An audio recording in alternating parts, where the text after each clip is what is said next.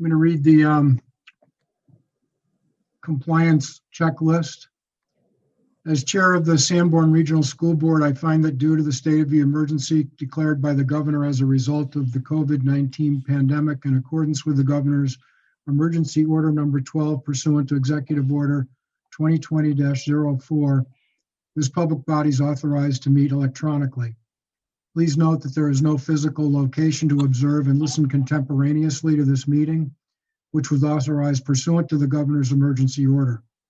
However, in accordance with the emergency order, I'm confirming that we are A, providing public access to the meeting by telephone with additional access possibilities by video or other electronic means.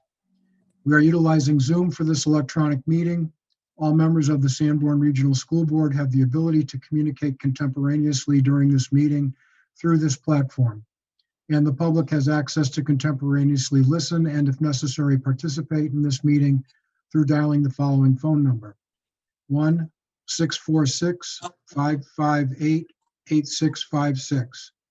Meeting ID 958-3021-7454, or by clicking on the following YouTube website address: www.youtube.com/C/SRSD meeting videos.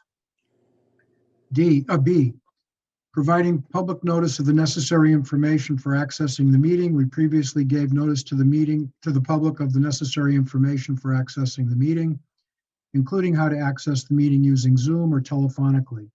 Instructions have also been provided on the website at the Sanborn Regional School District at www.sau17.net. C, providing a mechanism for the public to alert the public body during the meeting if there are problems with access.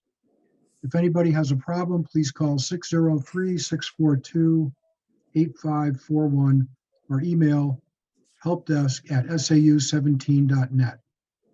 D, adjourning the meeting if the public is unable to access the meeting. In the event the public is unable to access the meeting will be adjourned and rescheduled. Please note that all votes that are taken during this meeting shall be done by roll call vote. And let's start the meeting by taking a roll call attendance. When each member states their presence, please also state whether there is anyone in the room with you during this meeting, which is required under the right to know law. So, Matt? I'm Matt Angel. I'm at my office at the SAU, and there's no one here with me. Charlie? Oh, Charles Melvin, here in my kitchen, all by myself. Tom? I'm Ambrose, Superintendent. I'm in my home office. Larry? Hello. Larry Heath, I'm in my office, in my home, nobody present. Dawn? Dawn Dutton, I am in my home, in my basement, and there is no one in the room with me. Brian? Ryan Stack, high school principal. I'm the only human in my office at home. There is a canine coming in and out, though. Jamie? Jamie Fitzpatrick, I'm in my home office alone. Jake? Jake Tedford, I'm in my home alone. Pete? I'm in my office alone. Tammy? Tammy Mahoney, in an office in my home by myself. Jim Baker, I'm in a room in my home and I'm by myself. So let's start with the Pledge of Allegiance.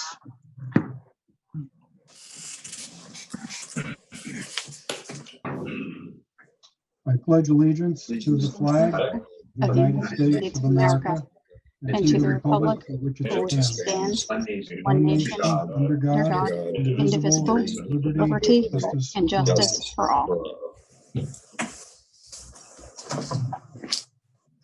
So I guess the manifests have gone out by email. Yeah, I'm going to be sending out the manifest by email tomorrow morning. Okay. There are no nominations, no resignations. So Tom, Superintendent's Report. Thank you very much. Just take a moment here to talk about a few different things. We've got a long meeting this evening. I did want to give everyone an update that as of today, we did not have any additional COVID cases. I do want to share that there's a very important document that's on our website daily. If you go to the Sanborn Regional School District homepage, on the left-hand side, there's a daily COVID update that you can click. And I just wanted to take a moment, if I could ask Dan to give me permission to share my screen. I just wanted to show people what that looks like. You should be able to share. Thank you. So here's the document. You can see for today in Newton, we have 22 cases. In Kingston, there are 15. And in Fremont, there are 25. We fall currently in the substantial community transmission range, but the substantial community transmission is based on the number of positive PCR tests in our county, not in our towns. So this number has tripled. Just a couple of weeks ago, we were at 4 or 5 cases in each community, and in some cases, we have now broken 20. Also on the website, you can see each day that we have a number of active cases in the schools. The Department of Health and Human Services is so far behind in managing the data that we're actually updating these daily with an asterisk just saying this is not reflected on the DHHS website at this time because it is known to us, but they haven't processed the data yet. So I think it's really important to note that, you know, we also share every day where we are. We are currently in the hybrid category. There are 2 types of hybrid categories. The first type of hybrid category is when we have students who are remote and students that are in person, which is currently what's going on in the district. There is also a hybrid category where we are on a cohort model, and we're not yet moving toward a cohort model. We are hoping to reopen on Monday. So we didn't have any new cases today. We'll see what the next couple of days bring. And unless something changes substantially, we're planning to reopen on Monday. Before I continue the superintendent's report, Jim, I just wanted to mention, Phyllis just sent me a note saying that you forgot to do action on the minutes, and we might want to just skip back to that, and then I can keep going. Oh, thank you. No problem. So can I get a motion to approve the minutes?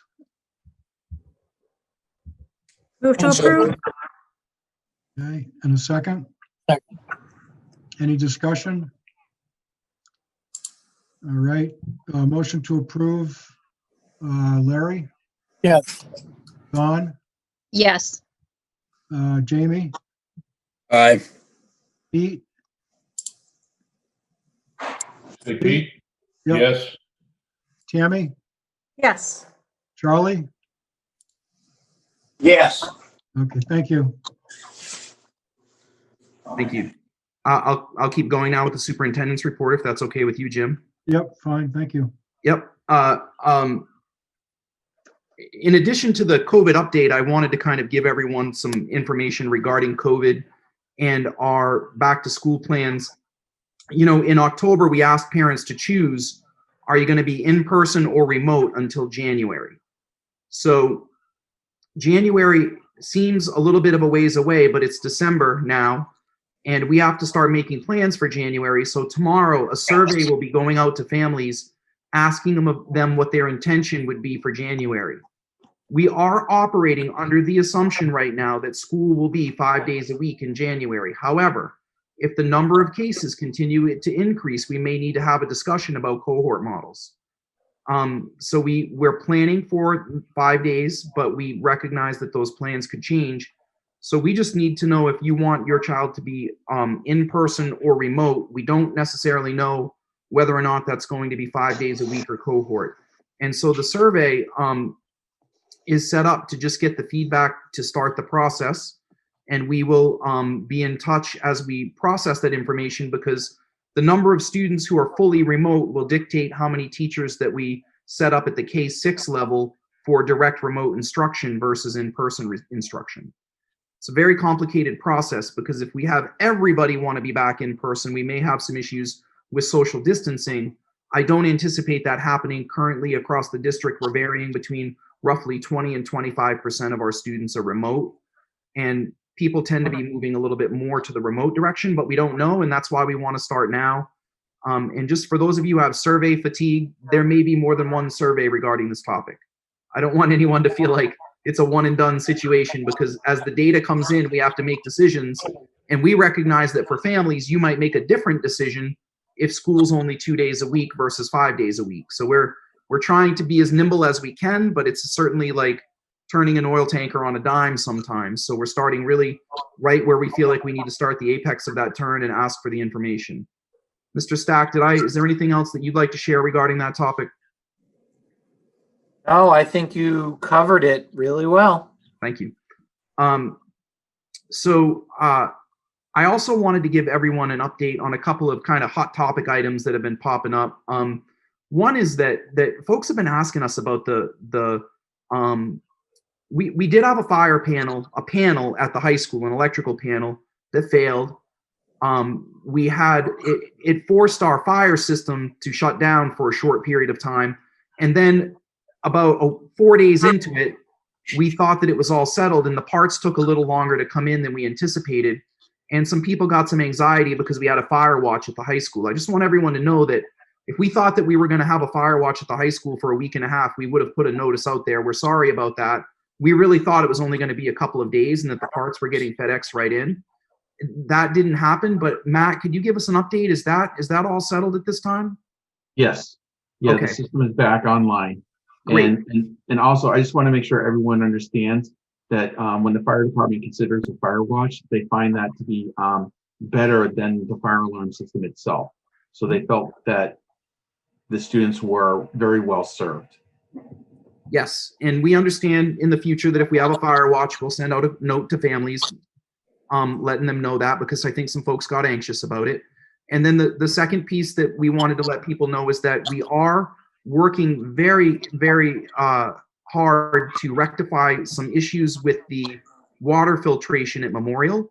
Matt, do you have any information for that, or is it just in progress right now? I know that we recognize that there's some issues with the water. It's about the filtration system, and sometimes it takes the technicians some time to kind of drill down to what the problem is and get the parts in to solve it. Yep. So we've identified what the problem is. We just need to get a new filter in to deal with it. Is the filter running slow because of COVID, or is it just a shipping thing? It just takes time. It's the timing of trying to schedule the work to be done. Okay. Do you have any anticipated date that you think it might be done, or is it really just on?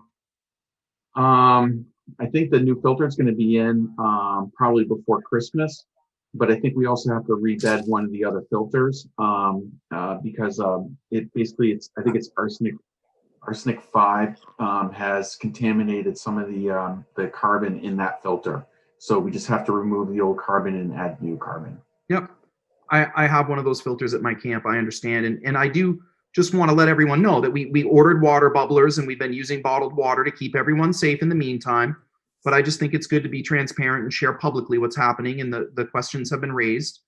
Mr. McCluskey, the principal, has been right on top of it and doing a great job of making sure that the kids' needs are met.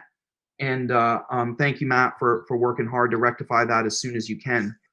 I also wanted to talk about the door at the middle school. So a lot of folks have been asking, when we made the original plan to open the building, and somehow the rumors got raging that we didn't open school in September because the middle school wasn't ready, which is absolutely preposterous. The middle school was completely ready to go.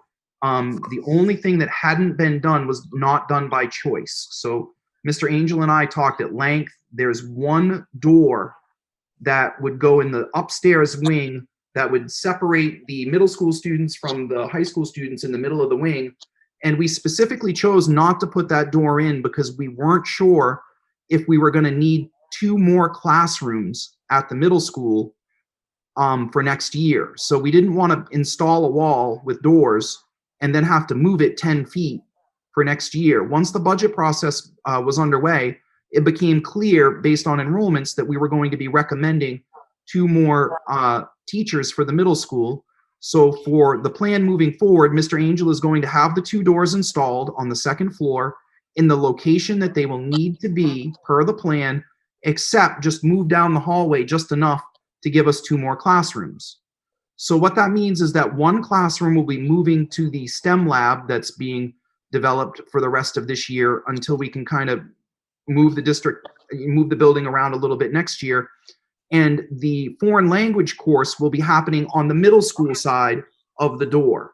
And that means that the foreign language classes for the high school kids, they'll have to come over to go to foreign language, but the middle school kids won't have to go out into the building for foreign language. And we felt like that was a really positive idea. So Mr. Stack and I met today and talked and kind of finalized this. I just want everyone to know that the door is being installed and we have all the components. There's no issue with the budget. We were just simply trying to be prudent about not installing a door and then moving it again 6 months later, trying to be careful with our district's resources and money because it's important. Matt, will you be installing the door over the holiday break? Is that the plan? We're still waiting for approval. We got some approval with the state fire marshal, but we're waiting for local approval. Okay. And then we also may have to move a sprinkler head. So. Oh, the lovely sprinkler heads. They never seem to work for us.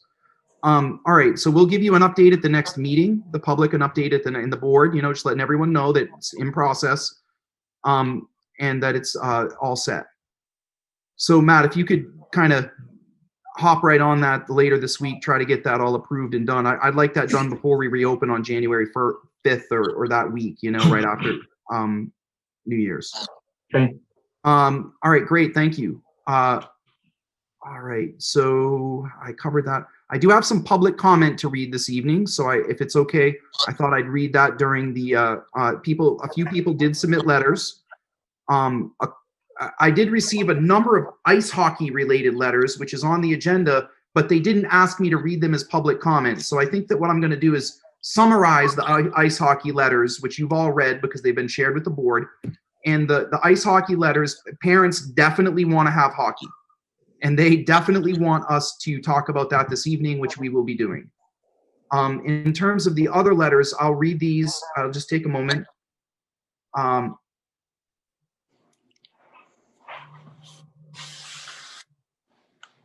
I have a letter here from Rhonda Elaine, and her letter says that she's heard the intention relative to reducing the number of classes offered at the high school, that the goal is to allow students to dive deeper into subjects.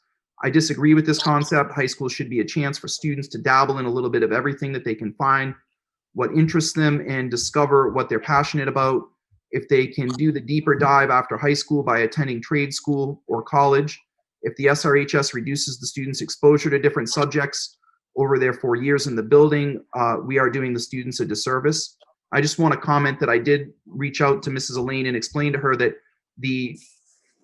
she's referring to the reductions in teachers at the high school, that there is the 6.5 teachers being reduced, that will reduce the options. I did explain to her that the graduation requirements are not a part of the discussion this evening. What's a discussion this evening is the reduction of 6.5 teachers at the high school, which in turn would lead to a reduction in elective courses. She also said that she's strongly opposed to increasing the number of early dismissal days during the regular school year. According to the U.S. News and World Report, our high school is currently ranked 72 out of 84 schools in the state of New Hampshire. Reducing educational hours is not in line with the goal of improving the quality of our education. I do not see any benefits to the students, who should remain our main focus, by creating more early releases. And finally, she did talk about the proposal of credits, and I explained that that is not that is not a part of the agenda this evening, so I'm not going to share that part. She did go on to say that she shakes her head at so many of these proposals and cannot match them up with the goal of improving the quality of education at SRSD. And all she sees is slash budget dollars at the expense of the kids' futures. The second person that wrote is Mary Feener from Newton, New Hampshire. She said that as a taxpayer, she understands the need to be fiscally responsible while upholding our core beliefs. Her specific concern is that are on the aligned curriculum and academic intervention. The board decided that it was in the best interest of all to reduce the campuses and reorganize the school district. We were going to use our money wisely by investing in more intervention and sharing our resources by merging campuses, which would ultimately alleviate some of the burden upon the taxpayers while building a better district. Personally, I was not in favor of closing the middle school nor the district reorganization. However, after being presented with the facts that our campuses were hemorrhaging money, we needed to reallocate our resources and use them wisely. I admit I was leery of the change, but if we did this right, everyone could benefit. I embrace the positives, especially the sharing of resources and the potential advantages to my daughter. I looked forward to the betterment of our district and sharing the vision of the portrait of a Sanborn graduate. Also, thank you for returning $1 million to the taxpayer. It is greatly appreciated. So here we are. We lost our middle school, uprooted many children to save money and be more efficient, yet we do not offer our middle schoolers an option of a year of foreign language. We are now sharing a campus, and yet there's still not enough resources, as I was told. I'm sorry, I apologize. It is not in the budget. They will be allowed a small sample, but if they are not in band or chorus, but will have an opportunity in high school for a foreign language. Now we are proposing to reduce another 8.5 teachers, paras and specialists, lowering our graduation requirements, which again, I've made it clear to people that is not a part of the conversation this evening. That's a future agenda. Mary asked, how does this benefit our community? Will our property values go up because we are a desired community or school district to reside in? Will it help us increase our median average income? Will this attract other districts to tuition their students to us, or yet even stay with our district to share the cost of rising education expenses? By potentially reducing our course offerings and graduation requirements, will this help the Sanborn graduates be successful on their next venture? Would a Sanborn graduate be desired in the job market or meet certain college qualifications? I'm very concerned for our community and the direction we are heading as a district. To make matters more challenging, we have an uncontrollable catastrophe, COVID-19. Our children are falling further behind due to the pandemic. This is no fault of our teachers, students, school board, nor the decisions made thus far. In fact, I applaud our school board for making impossible decisions and juggling the pandemic and its continuous overwhelming challenges. We are all doing the best we can in these tumultuous times. Education is suffering right now, and again, it's no one's fault but COVID-19. We have amazing teachers and leaders. We can and must catch up and come back to a better district and community. I was looking forward to my child entering the high school and being a well-rounded Sanborn graduate. As a community, we need to support our teachers, leaders, and students. And I ask that the board tread very cautiously on budget cuts, requirements, and offerings. They will affect all in our community in many ways besides our taxes. Please weigh out every decision. I know this is no easy task. My family would like to thank all of those who stepped up and are teaching outside your comfort zone and pulling double duty. You're appreciated in more ways than you know. Thank you, Mary Feener, Newton, New Hampshire. I just want to remind folks that yes, if we reduce positions at the high school, there is a likelihood that there will be some reduction in elective offerings, but at this time, no change to the graduation requirements have been made. That's going to be a longer process than this process that we're going through right now for this budget. Third public comment was, good morning, Mr. Ambrose. Please read the statement below on my behalf.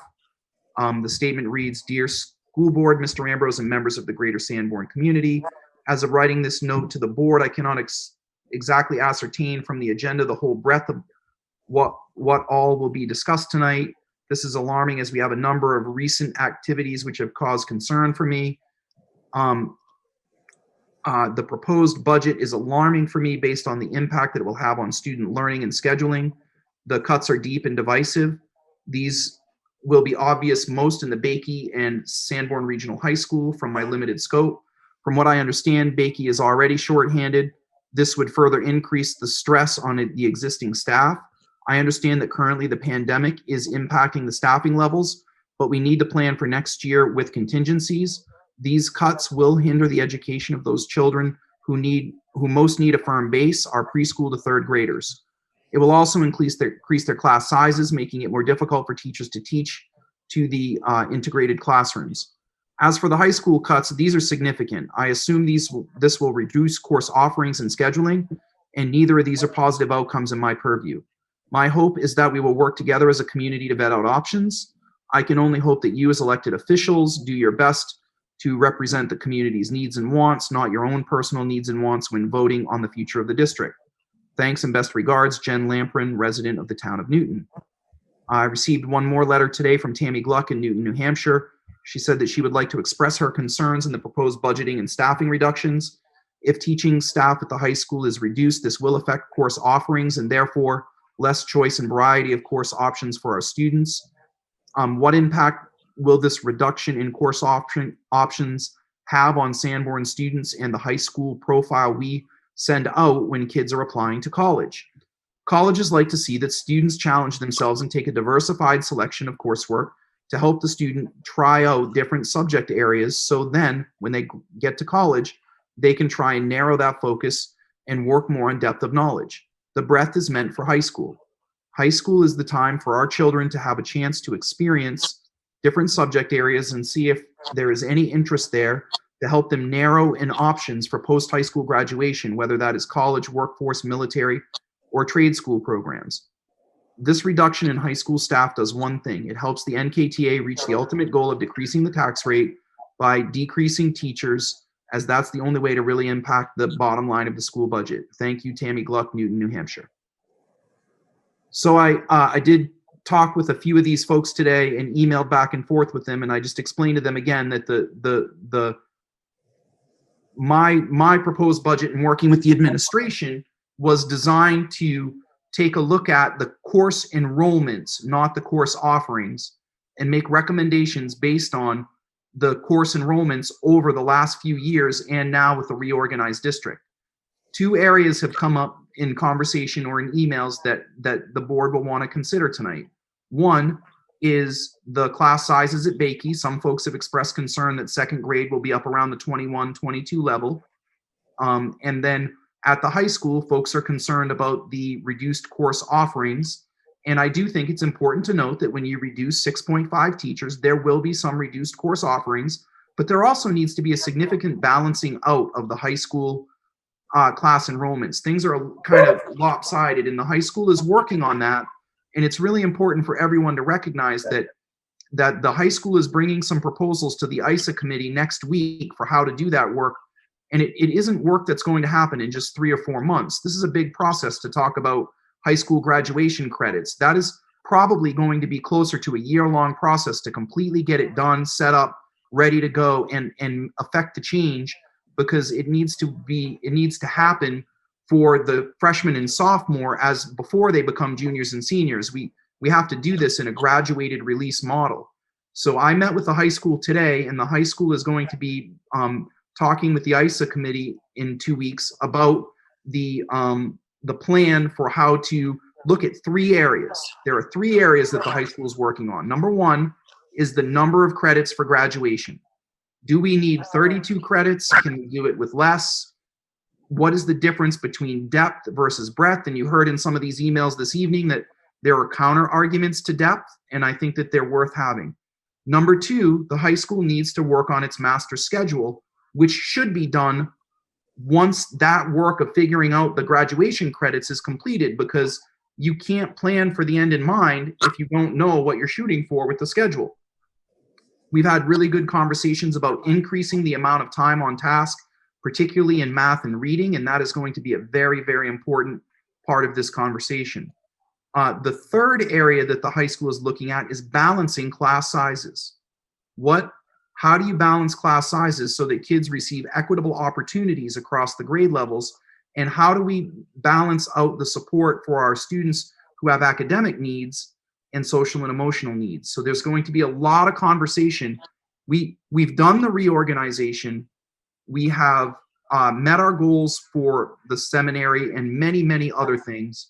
Now it's time for us to really dive into our programming and look at the 3 core areas of great teaching and learning. 1 is the alignment of the curriculum. 2nd is the instructional practices that we use in school, the way we teach kids. And then the 3rd area is the intervention for the kids who fall behind. One other really important area is the amount of time that we have on task in each school class. So where are our values around academics? And these are very deep and important conversations for our community to have, and they need to be done right, and they need to be done in a manner that gives everyone an opportunity to be heard, whether they agree or disagree. So we are doing great work, and I'm really proud of my team. I'm really proud of the high school for the way that they're taking a look at things. And I just want to encourage everyone tonight, as we have this conversation, to remember that reducing some staff to balance the number of students in classes is a completely different conversation than the graduation credits. I also want to remind everyone that we added 2 teachers to the middle school. So we're not, in our budget from the administration, we added 2 teachers to the middle school because class sizes there have gone up. We've had some students move in from out of the district and due to COVID, and we recognize that for next year, we're going to need 2 more classrooms, which is directly linked to the wall on the the upstairs of the second floor of the 8th grade wing. So I just want everyone to just remember that please don't jump to conclusions. Email me, call me, talk to your principal, and get all the facts so that we can all work together to solve these complicated problems to help our kids. Thank you very much. It's probably the longest superintendent's report I've ever done, but sorry I had to go on so long. Thank you. Thank you, Tom. I don't think it was the longest, though. So well done. Anybody that has a committee report, would you please raise your hand and tell me which committee it is? Tammy? ISA. Okay. Jamie? Finance. Okay. That's it. And I've got one for facilities. So Tammy, can you lead us off? Hey, Jim, just a point of order. Sure. I think that we publicly announced 6:30 as the grant discussion. Is that correct? That had to be rescheduled because we're not in person. We couldn't. Oh, okay.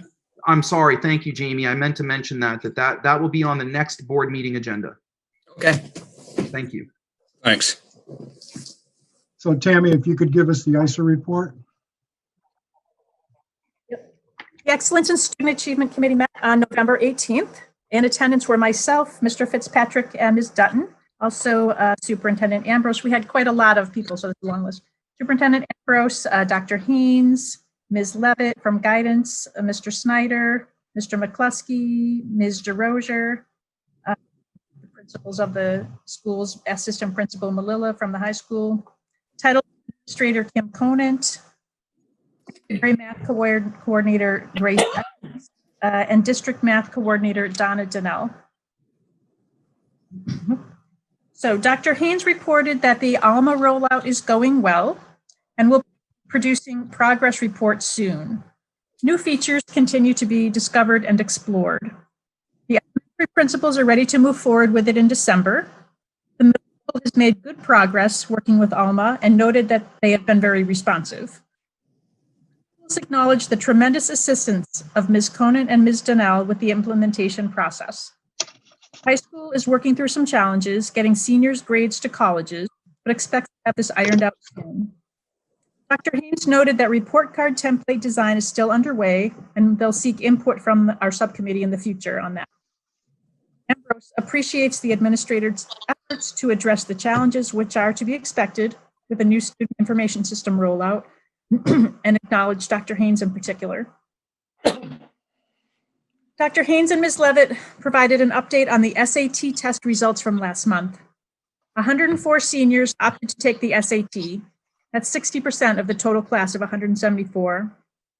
56% met the benchmark, which is 480, score of 480 in LA, 56%. The statewide average was 69%. 56% for Sanborn is up from 54% last year for last year's graduating class. 20% met the benchmark of 530 for math.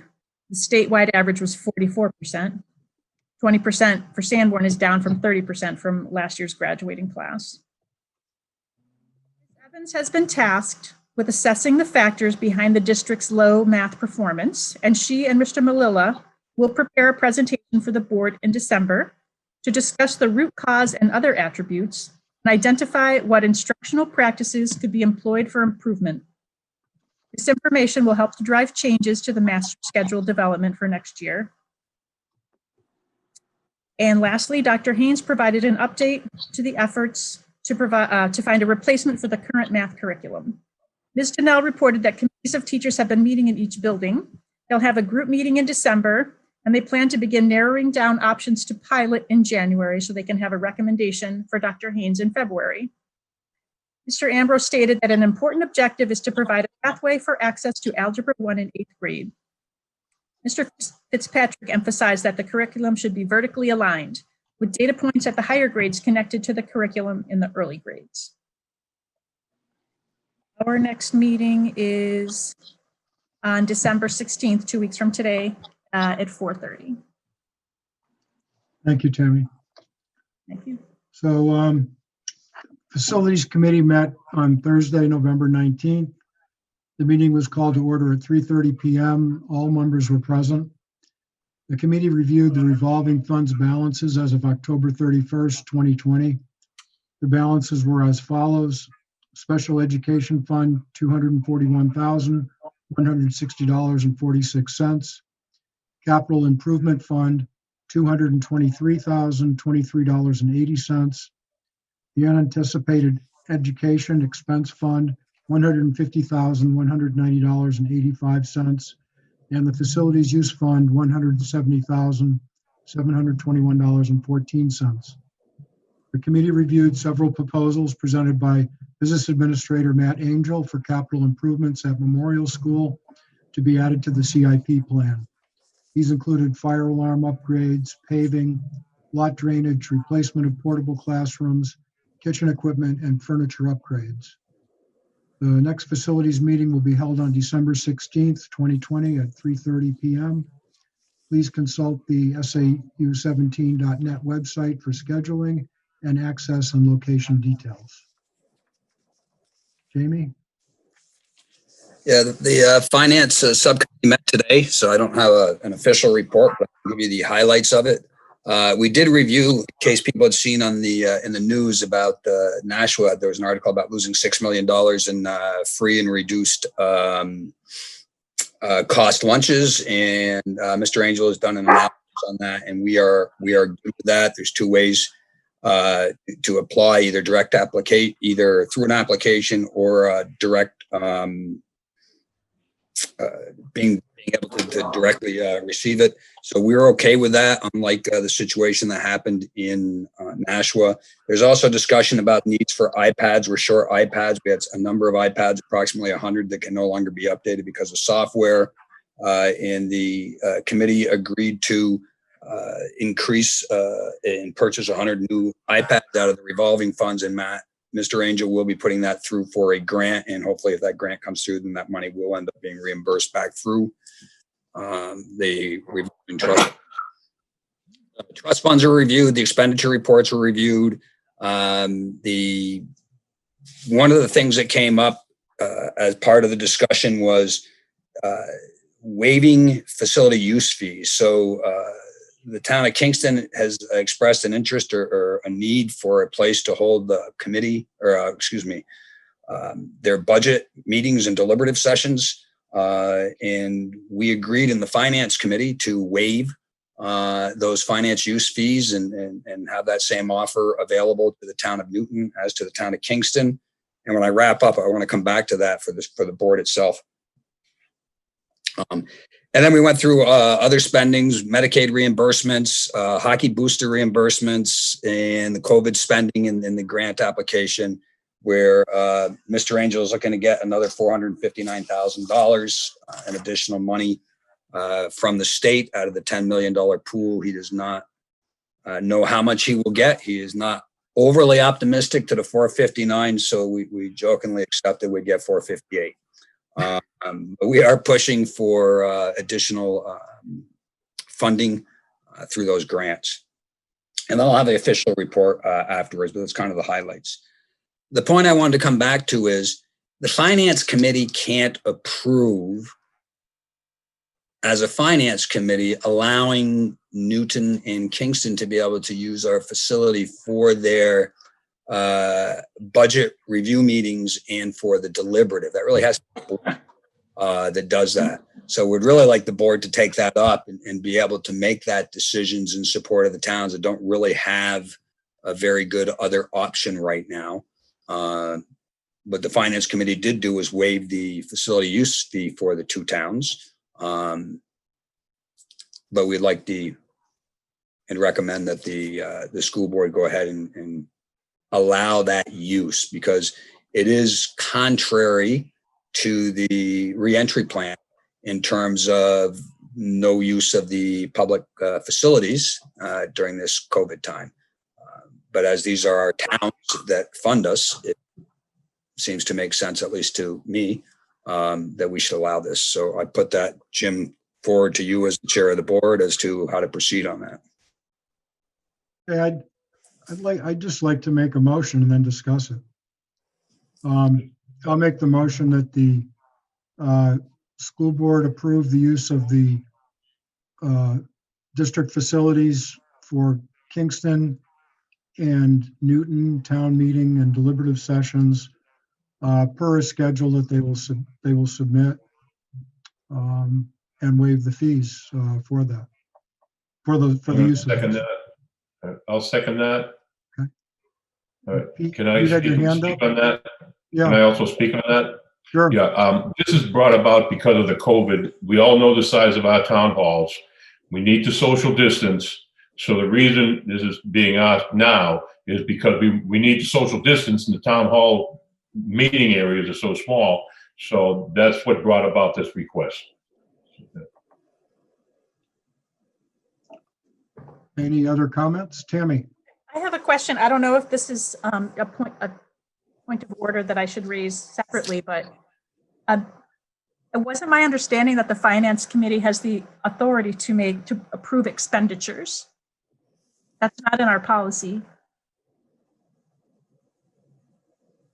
The expenditure would be the cost of, and you may be right, Tammy. Can I just answer? The policy gives the Finance Committee in terms of approval, to the authority to approve any line transfer items per policy DBJ, which I haven't cross-referenced, but otherwise it's just review, oversee, recommend.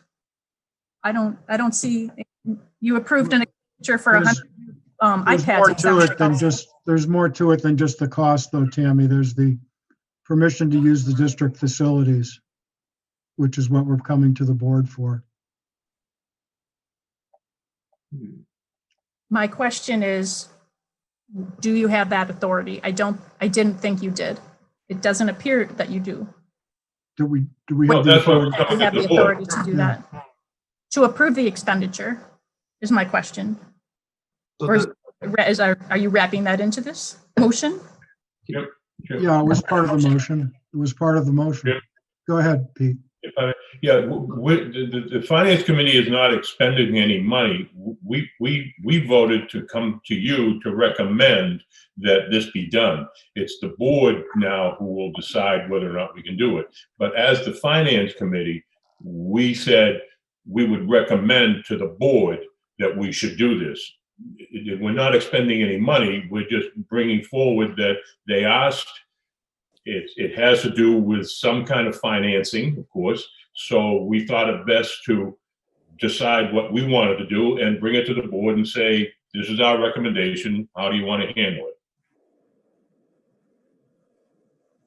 So I'm going to raise a point of order after we're done on those 100 new iPads that you said that you approved for purchase, but I guess we'll wait and do that when we're done. Yeah, thank you. That's what I was trying to figure out is there's two separate issues, right, Tammy? I just want to make sure I understand so I can help. The first issue. You approved expenditures for two different things. Right. So I guess I have a technical question, and Matt, maybe you can help us with this. The Finance Committee was comfortable waiving the fees for the custodians if the towns used the facilities, the facility use fee, which is basically approving an expense because we have to pay those people to be there. But they didn't feel comfortable deciding that it was okay to allow the facilities to be used by an outside organization in light of the reopening plan, which says that we're not supposed to be able to do that. So my understanding, and Jamie, feel free to clarify for me, but your point was the Finance Committee felt that needed to go to the full board, and that's the motion that Jim just made. That's 2 points. So we did, in fact, say that we approved the waiver of the finance use fee. And I think Tammy is saying, I don't believe that you have the authority to do that. But Jim did include the waiver of the fee in his motion in front of the whole board. Right. One point. The other one is Tammy is saying, I don't believe you have the authority to approve and expenditure on iPads. My understanding is we have a dollar limit authority to make decisions on the finance committee. I'll have to go back and research as to what that top limit is. My memory said it was 50, but I don't know that. I'll have to verify that. Line item transfer, so. If that's Well, what it was a line item transfer. It was a line item transfer from the revolving fund to the technology fund. Is that correct, Matt? It worked that way. So my understanding was a line item. Let's not mess, let's do one thing at a time.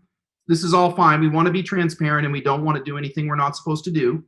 So let's do the facilities use piece and finish that. And then certainly we can talk about the iPad purchase. Guys, any other discussion about the facilities use? Okay, so I'm going to call for a vote. All in favor, starting with Larry? Yes. Dawn? Yes. Jamie? Yes. Pete? Yes. Tammy? Yes. Yes. Charlie? And yes for me. Okay, so as far as the, yeah, go ahead. So I'm looking at policy DBJ, and the finance committee, all line item transfers of $10,000 or more shall have the approval of the finance committee and be reported to the full board, it says. Oh, okay. What was the amount on the iPads? 32,600, was it? Yes.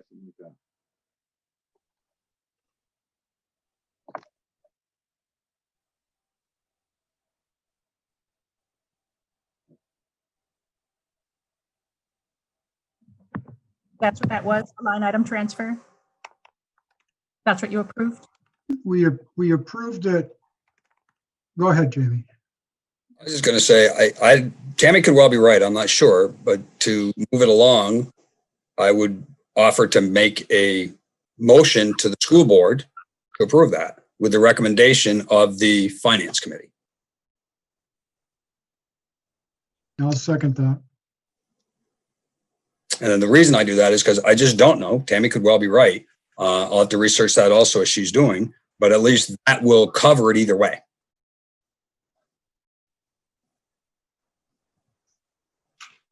Good idea. So can we, any discussion on that motion? All right, I'll call for Provide a a quick vote. update as to What's what that? it is. Do we provide a quick update? Sure. Okay. So basically, what's happening is in this remote environment that we're in right now, we have 300 K through 2 students that need iPads, but we only have 200 iPads available. We need 100 iPads to fill the void. And so unfortunately, it's a short-term notice need to purchase just to be in this remote environment. The amount that we're asking for is, I'm trying to open up the document. I'm waiting.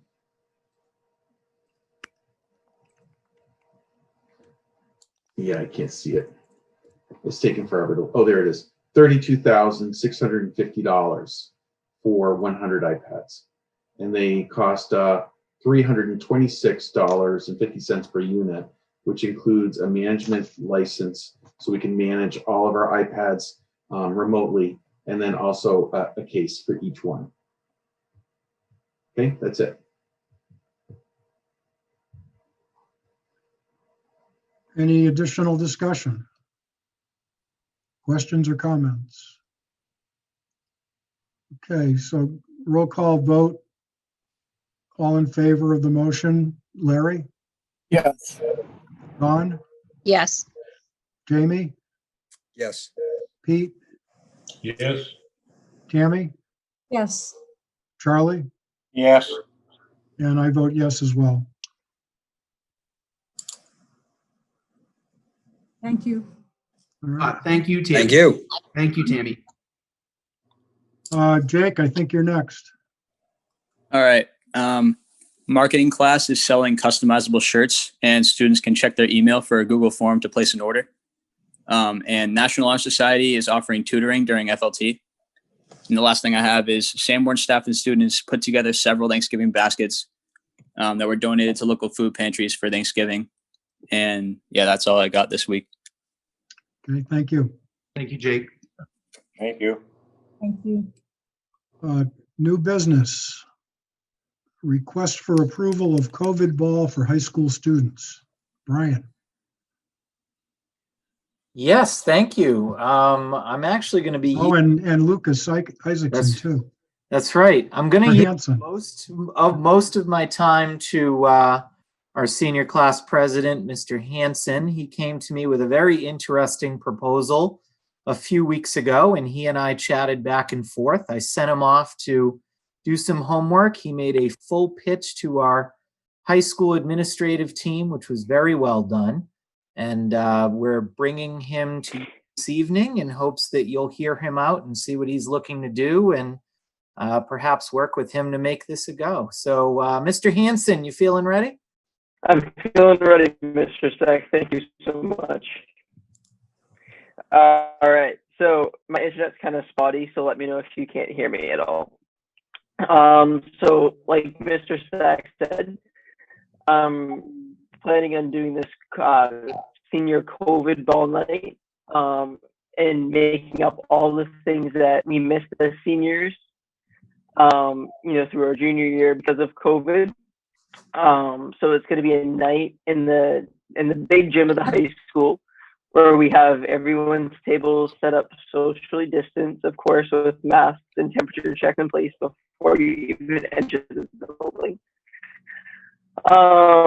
Where there's going to be a catered dinner, some small table games. We're going to have a skit and dance where a small group of students are going to stand up in the front, and we're going to pick a theme, and we're going to create a little scene about that. And we're going to have live music put on by students. We're going to have comedy. That's pretty much the night in a nutshell. What else I'll put my document that I have. The other thing is too, since where Sanborn has such strict remote, how we have so much strict rules right now during COVID, it's only going to be limited to the senior class and no one else in the community or other schools. So it's going to be all the people that we know are safe are going to come. It's easier, contact tracing purposes and stuff. We're going to have students fill out a Google form where they're going to say who they want to sit with, and we're going to set up desks instead of big round tables, so they're more of a distance away from each other. That's pretty much it. And all the tickets are going to be electronic. There's no paper coming and going as well. Yeah, and the big thing that I put on Lucas's plate to figure out when he first brought this to me is I said, look, I think we need to have as much control as we can over where people are so that we can maintain that social distancing. If we were to have an issue or to prevent having issues. And I said the mingling factor of a dance or prom is where we run into issues. So I really applaud Lucas and the students who through what they could do to replace that mingling and dance feature. And that's really what I think sold their plan for our team and is what brought it to Mr. Ambrose, who wanted to bring it to you. Yeah, and I just spoke with Mr. Stack prior to bringing this to the board, stating that, the plan had to be congruent with our reopening plan. We're allowing sports, we're allowing other activities. The kids want to be able to dress up, have dinner, and socially distance and see each other. I think it's a brilliant idea, and I support it. And I support it mostly because I trust the kids that they're going to be appropriate. And I just wanted to thank Lucas, and I don't know, Jake, if you were involved, is there anything that you'd like to add? No, I think Lucas put it perfectly. Okay. So I certainly support this in part because I trust the kids, and I also trust Mr. Stack's team and the teachers to make sure that this is done in a safe and very, very carefully managed way. And I think everyone understands right now that the gravity of our situation is that being in school in person hangs in the balance of how these types of things go. It's pretty much that simple. So if we want to be in school in person, we've got to be careful. So I support the plan, but we certainly recognize that this is a tricky thing to do. So we wanted the board to hear it out and ask questions, and we would like you to make the final decision. Lucas, what's the time frame? When would you want to hold this? So the time frame, since that we had to come for your approval, would be come New Year, so after the holiday season. So mid to late January. Right. Yeah, so like I just said, mid to late January, or even, if even possible, the beginning of February, just in case if we have to push it back for any reason. And just also be safe too. That's why I picked the mid to late January, so people have time to quarantine from traveling or whatever else. Okay. And do you have like a time frame, like starting at certain time, over to certain time, or? So I was thinking around, I don't know, we could start it. I haven't worked out the true big specifics like that at the moment. But I was thinking like maybe start at 5, ended at 9:30, or even 10 o'clock, something like that. Yep. Okay. Good. 10's my bedtime, so as long. Okay, so 9:30. All right, Mr. Stack, I'll give you some time to sleep. 10's the new 2 a.m. Yeah. Right. I have to agree with that, Jim. Any other comments or questions? But Dawn. So Lucas, I would like to say thank you. This is very thoughtful and very well thought out. And as the parent of a senior, I appreciate what you guys are trying to do for your class. So thank you very much. Thank you to all of Student Council for coming up with this and making this great plan. I think it's a great idea. Thank you. Yeah, you're welcome, Ms. Sutton. Pete? Yeah, I'm gonna process verbally, because I'll tell you, I'm betwixt and between on this. In one side, I say, you got to be kidding me. It kind of goes against everything everybody's saying about socially distancing and closing down. But on the other hand, the kids are in school with each other every day, sitting in the cafeteria talking to each other. If a parent feels they don't want their child to go to that because they're concerned, and they say, you're not going to this function. So I can see, they're already in school, but my concern, one of the questions is, what if we close school next week, the week after, and we're closing it because of COVID, but we allow this? Can you? We would. This is why I'm processing verbally. Yeah. No, it's a good question, Pete.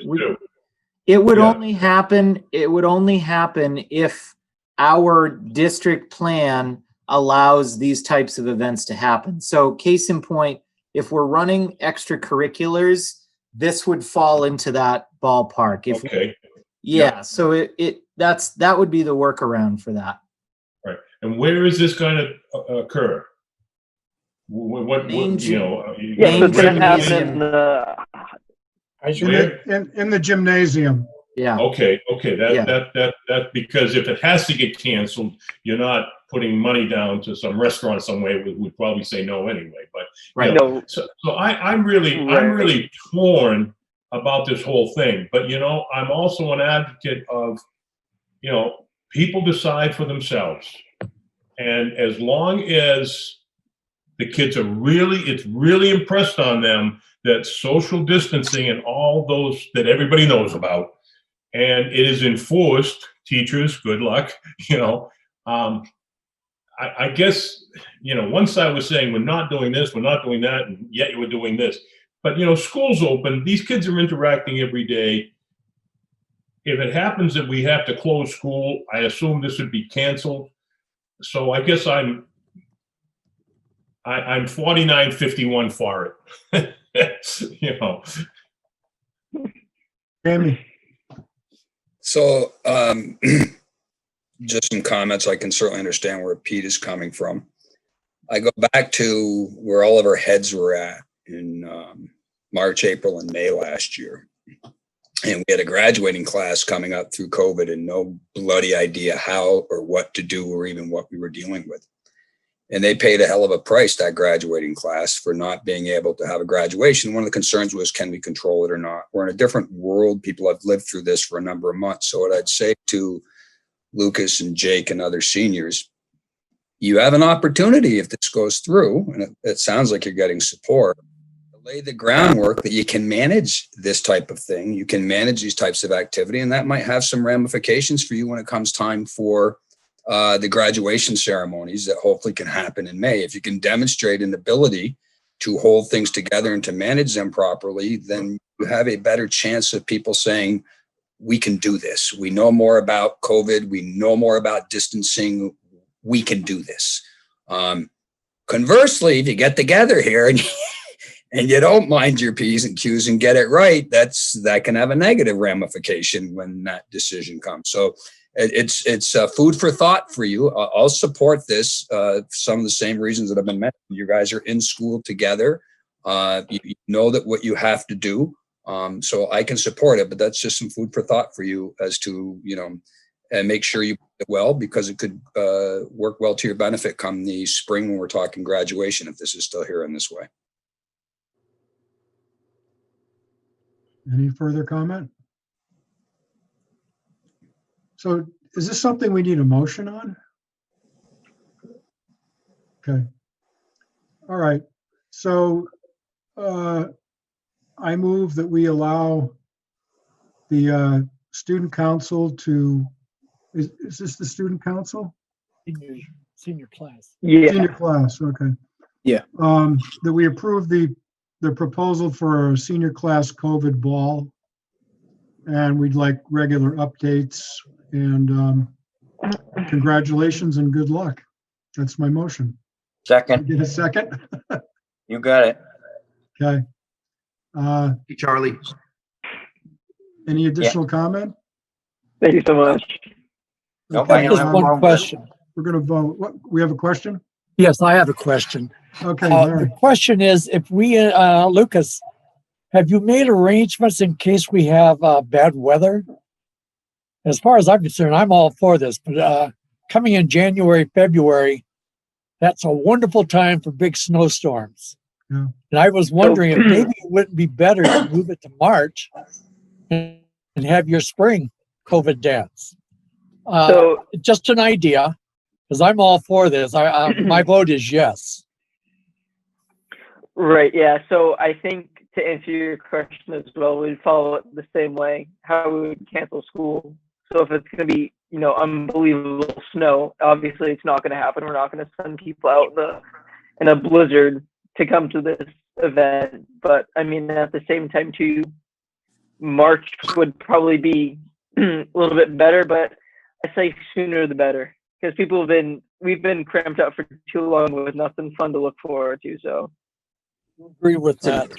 That's a good answer. And of course, we'll have to navigate around basketball schedules for dates too. So when we go to book dates, we will probably try to find a few backup dates. The first one that we can block out with Mr. Dawson in pen, not pencil, right, Mr. Dawson? We're also going to have to be aware of if the towns take us up on the invite when their scheduled events are, because it probably wouldn't be an idea to good time to fill the parking lot with two major events. Yep. All right, so let's call the vote. Larry, Yes. Dawn, Yes. Pete, Yes. Tammy, Yes. Jamie, Aye. Charlie, Yes. and yes for me. Good job. Thank you. Congratulations, guys. Great job. Great job, Lucas. Great job. I like your Feb 5. Seems like a great date, Mr. Dawson. It is already penciled out but everything else is pretty full, or it runs up against the quarantine dates after Christmas break. So basketball's filling up pretty quick because I only got 2 gyms this year. Thank you so much. Tom, you've got absence requests. You're muted, Tom. Someone was doing the max headroom, so I was just checking in to see if somebody was trying to Get you? share or anything. Are we all okay? All right. Yeah.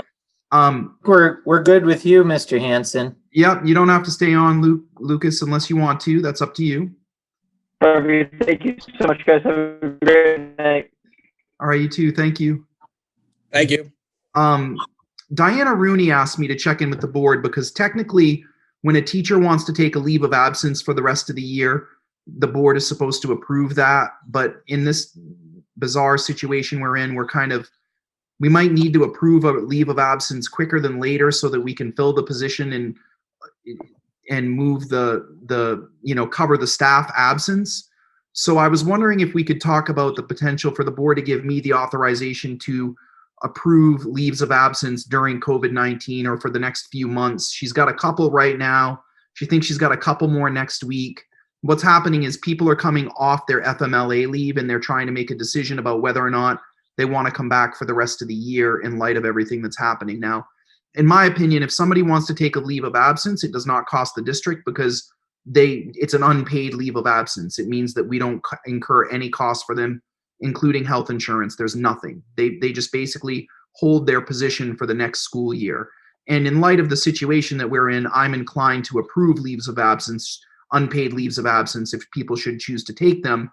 But instead of having to come back to you every time someone puts in for one, I'm asking for your authority to handle those on a case-by-case basis. And I don't even need it to be for the whole school year. I'm just asking for the next few months. Discussion? Jamie? So my only concern is not Tom having the authority, but there's got to be some limiting factor. So for example, if the leaves of absences are such that granting the leaves of absences puts us all remote and nobody's in person anymore, then I don't want to be granting leaves of absences that put us all back into remote. Right. When we could say we're not going to grant the leave of absence, and perhaps that makes it so you're not going to be back in remote. So I think you have to have the overarching goal has got to be to stay in person because that's in the best interest of the kids. And so long as we can support that, then I'm much more willing to be able to find ways to work with people that are trying to get a leave of absence. Thank you. And I just want to clarify that let's say that someone comes to me, let's just play one out. I think this will help Jamie, because I think that's a great point. If someone comes to me and says, I'd like to take an unpaid leave of absence for the rest of the year, and I tell them no, there's a high likelihood that they'll just resign. And that's, I can't control that. So I can control saying, no, we can't do a leave of absence because we're having staff shortages and it won't work. It's not mutually beneficial, but that doesn't mitigate the possibility that they may just resign. Right. So I just think that I just wanted you to know that I'm willing to agree to use this judiciously or carefully. In all decisions that we make are to try to keep the schools open as much as possible right now. And I agree with you completely. I just didn't want to give the illusion that I can't control if people choose, if I deny it, if people choose to resign. I can't control that. Understood. There's risk to denial completely. Yeah. And I'm just saying that more for the public. I know you understand, Jamie. Anybody else? All right. So can I get a motion to give Tom authority to approve leaves of absences? And you need authority to replace people as well. Is that part of it? Tom? What I need is for you. Sorry, Diana Rooney was sending me a message. What I need is approval from the board for the 2000. We can make it easy and just say the 2019. Wait, 2021. Holy cow! Yeah, you can do it. 2019, Tom. No problem. 2020, 2021 school year for me to be able to approve unpaid leaves of absence provided that they don't create undue duress for the district. I don't know, Jamie, why don't you word it however you want to? I would just go with it, and we understand what we were just talking about. You just need to be Okay. judicious as you can to keep the kids in school. Yeah. Okay, so we've got a motion to allow Tom to approve leaves of absences during the 2020, 2021 school period year. Thank you. I'll move it if no one has moved it yet. I'll second it if That's someone. Jim, are you moving it? Jim Baker? Yeah, Are you- okay. that's my motion, yeah. All right. Okay. Any additional comment or discussion? Okay, in favor of Larry, Yes. Don, Yes. Pete, Yes. Tammy, Yes. Jamie, Aye. Charlie, I'm a no. okay, and yes for myself. Thank you. What's next, Jim? I'm sorry, I got to go back to that. Yeah, the approval of the 2021 default budget. Matt, 21-22. yeah. I've got us all messed up now, Jim. I'm What sorry. did I say, 21-21? I don't know. 2021. All Okay, blur. 21-22 default budget. That's what it says here. I'm going to Yeah. share my screen. Now, I'm going to speak again about Tom's presentation about the budget, and the calculation of the default budget is pretty simply defined in the statute at RSA 40:13, section 9B. So basically what it is, it's the same appropriation contained in the operating budget authorized for the previous year, plus or minus any increases or reductions of debt service, contracts, or other obligations previously incurred or mandated by law. Then it's reduced for one-time expenditures, reduced for salaries and benefits and positions that have been eliminated in the proposed operating budget. Okay, so my screen is backwards. The operating budgets that were approved at the last district meeting were two of them. The first one is the operating budget for Article 3, $36,416,372. And also Article 4, the Administrator's Collective Bargaining Agreement for $14,356. Total of $36,430,720. I'm going to try to switch here to the actual default budget. So on the default budget, if you can see your school district Google Drive, you'll see this. This is actually page 3 of the default budget. So this column right here, the far left-hand numbered column, is $36,430,728, which are those two warrant articles. And then we put in the contractual obligations. The total here is $902,786. The one with zeros here are one-time expenditures, which we don't have any, to come to a total of $35,527,942. I want to switch back to Tom's presentation. So here's a listing of all the contractual obligations, debt service, and basically it's any employment contract and related benefit for $196,790. Staff reductions of $1,224,787. That's contained in the current operating budget. Debt service, which is debt service on the high school bond payment, it's actually reducing by only $16,729.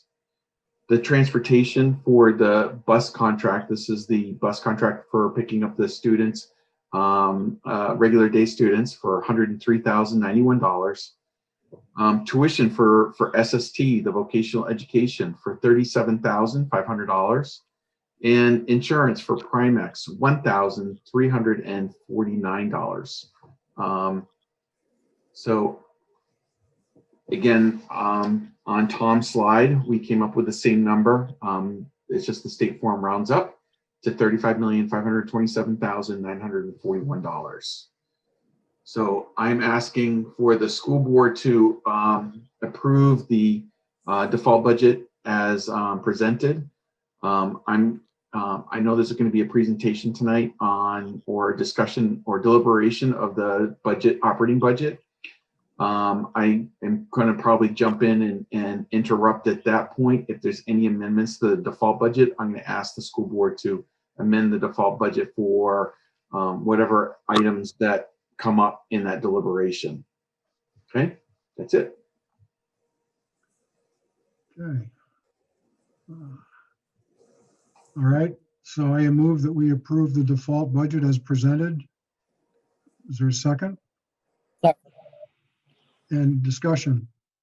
Yes, one thing is, don't forget that this is essentially set by statute, and it's, we have to live with what we got. Okay.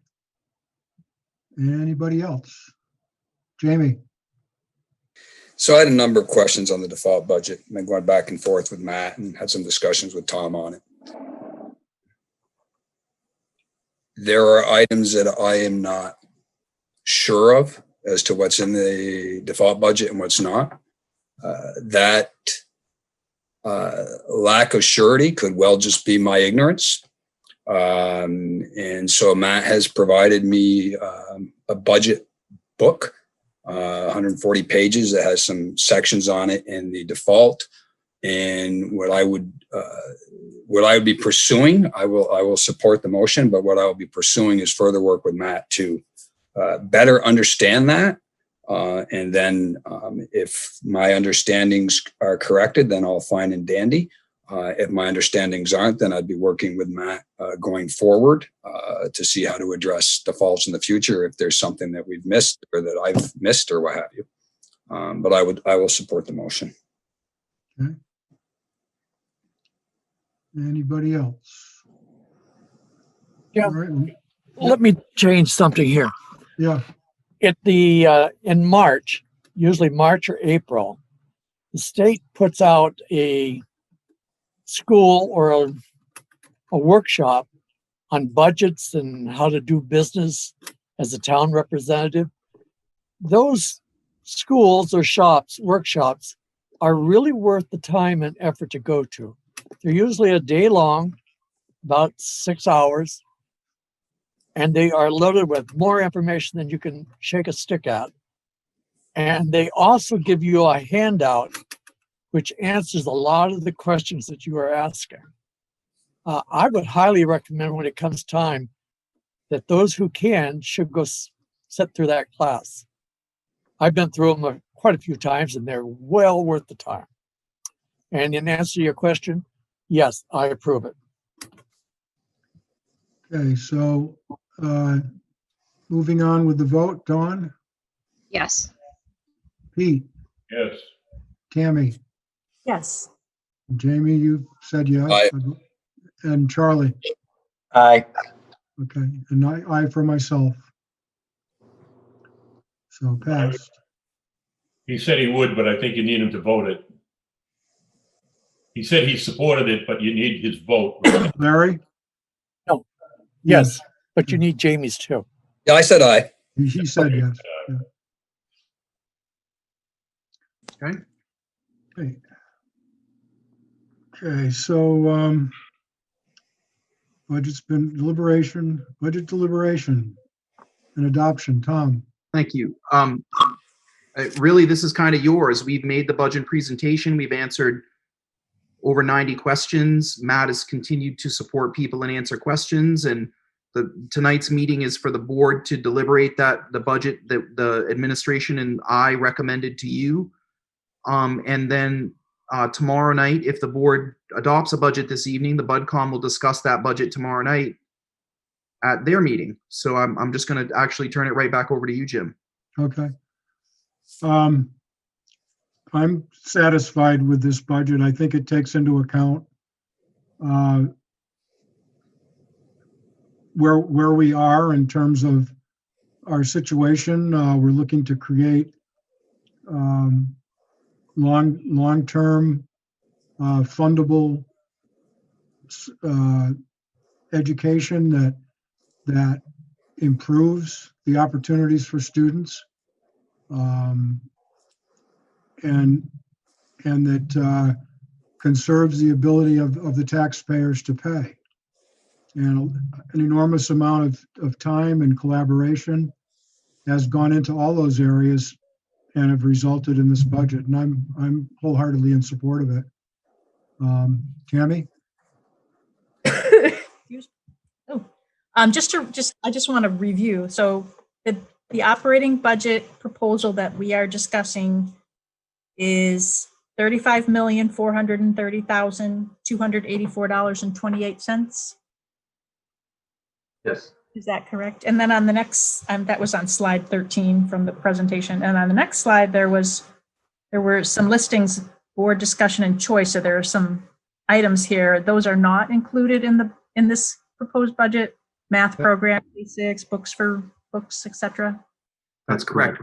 We did find, as I reported out at the question and answer, there's $77,000 for the math program that we found was someone caught the miscalculation, and we did rectify that. So if we wanted to fund the math program for next year, we would simply need to add $40,000 to the budget.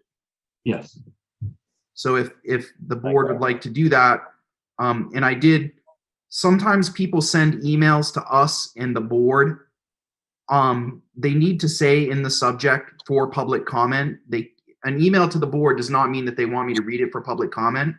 But I did just want to take a moment to mention that Annie Collier did send an email to the board that clearly outlined that she felt strongly that be considered the money for the math program, and $10,000 to start the process of purchasing books for the reading program. I want to remind everyone on the board that we're in the middle of a pandemic. I put together a budget that I thought reflected the critical concerns that our community has in light of the fact that we're also asking for a teacher's contract in the middle of a pandemic. I need you all to understand that the items in that list, they're approximately $500,000. They are very, very important items. They're not optional. They're not items that we can do without, but they're items that if I have to live with them for another year, I can make it work for one more year, but they're important items. I just wanted everyone to understand that that's not a pie in the sky wish list. That's a needs list. And so if we choose to fund a couple of them right now, the math program being obviously something we all feel is a real concern based on our data and scores, I want to be very clear that I'm very strongly in support of the math program, but I understand where we are as a community, and I want everyone in the community to know that if now is not the time, I hear you. So I'll turn it back over to you all. Dawn. So I actually have, I have a few things here. So I know, being fiscally responsible is important. I understand that. I also understand the importance of getting by, and that doesn't always benefit. When you're looking at the dollar signs over what that really does to impact our students' education and the goals we're trying to meet, we need to find a balance. So there are a couple of things. So Jody is asking on slide 7. Wait, was it 7? Yes. So on slide 7, she's looking to eliminate a part-time speech position at the elementary school, but hire a speech and language assistant, because she's trying to get more speech into the school. I am totally on board with that. What I would like to see is when you look at the numbers, because one of the questions I asked was how many students does this person work with? The number is 91 at the elementary school, require services. We don't have enough staff to adequately service those 91 students. So I would like to ask that we keep the part-time speech and language pathologist and add the speech and language pathology assistant. I did some math, and if we have I mean, if we have them and they have to service that many students, the two of them together at 5 days a week, they still have to service 18.2 students a day. And that's only once a week. That's a lot of students to get in. So, and that's with two people, the part-time and the full-time. So there's a lot. And so I did reach out to Jody about it, and I said, you know, this is something I feel we need to look at. And I asked her how she felt about it. And what she said to me was, she said, if it is adopted, some of the assistant support might actually end up going to the high school 1 to 2 days a week because there are increasing needs at the high school there, and they could really use the support. So it would be beneficial, not just at the elementary level, but also at the high school level.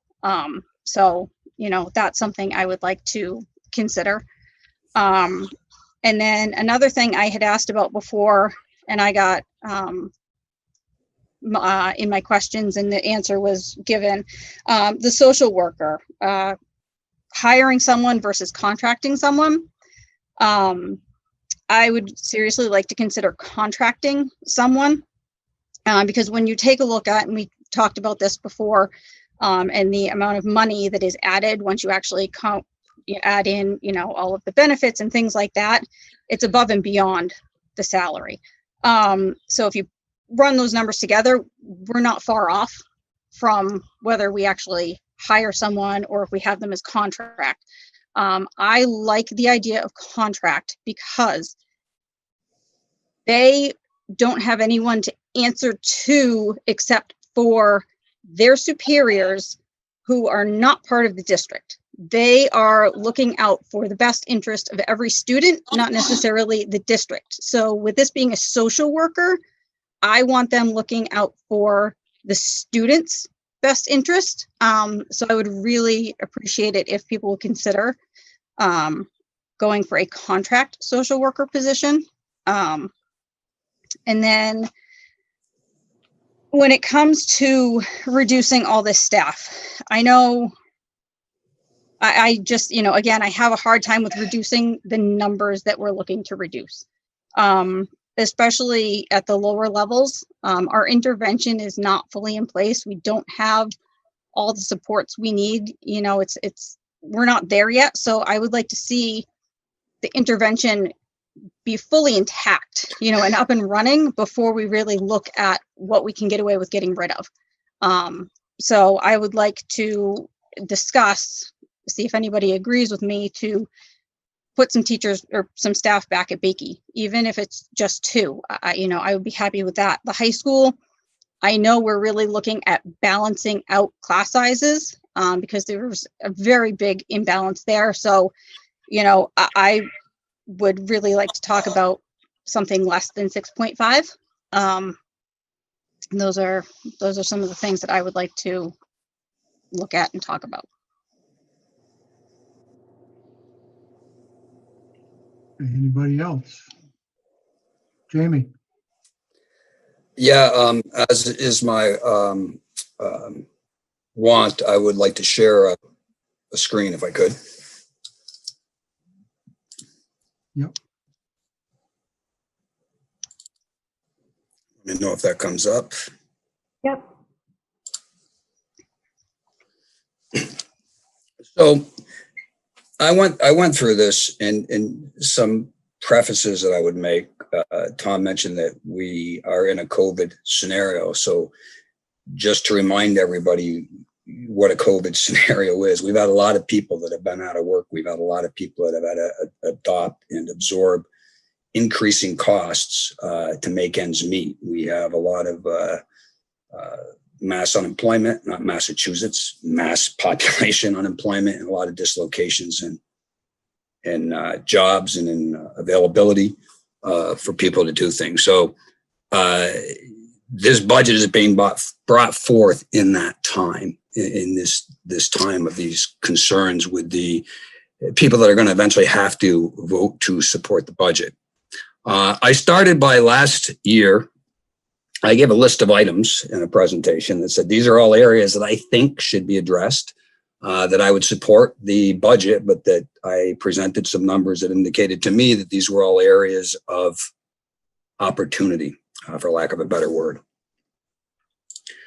So I took a look at those again this year from what we had looked at last year, and the salaries, Don just talked about that. Tom has identified those. I'll talk about those a bit in the next slides.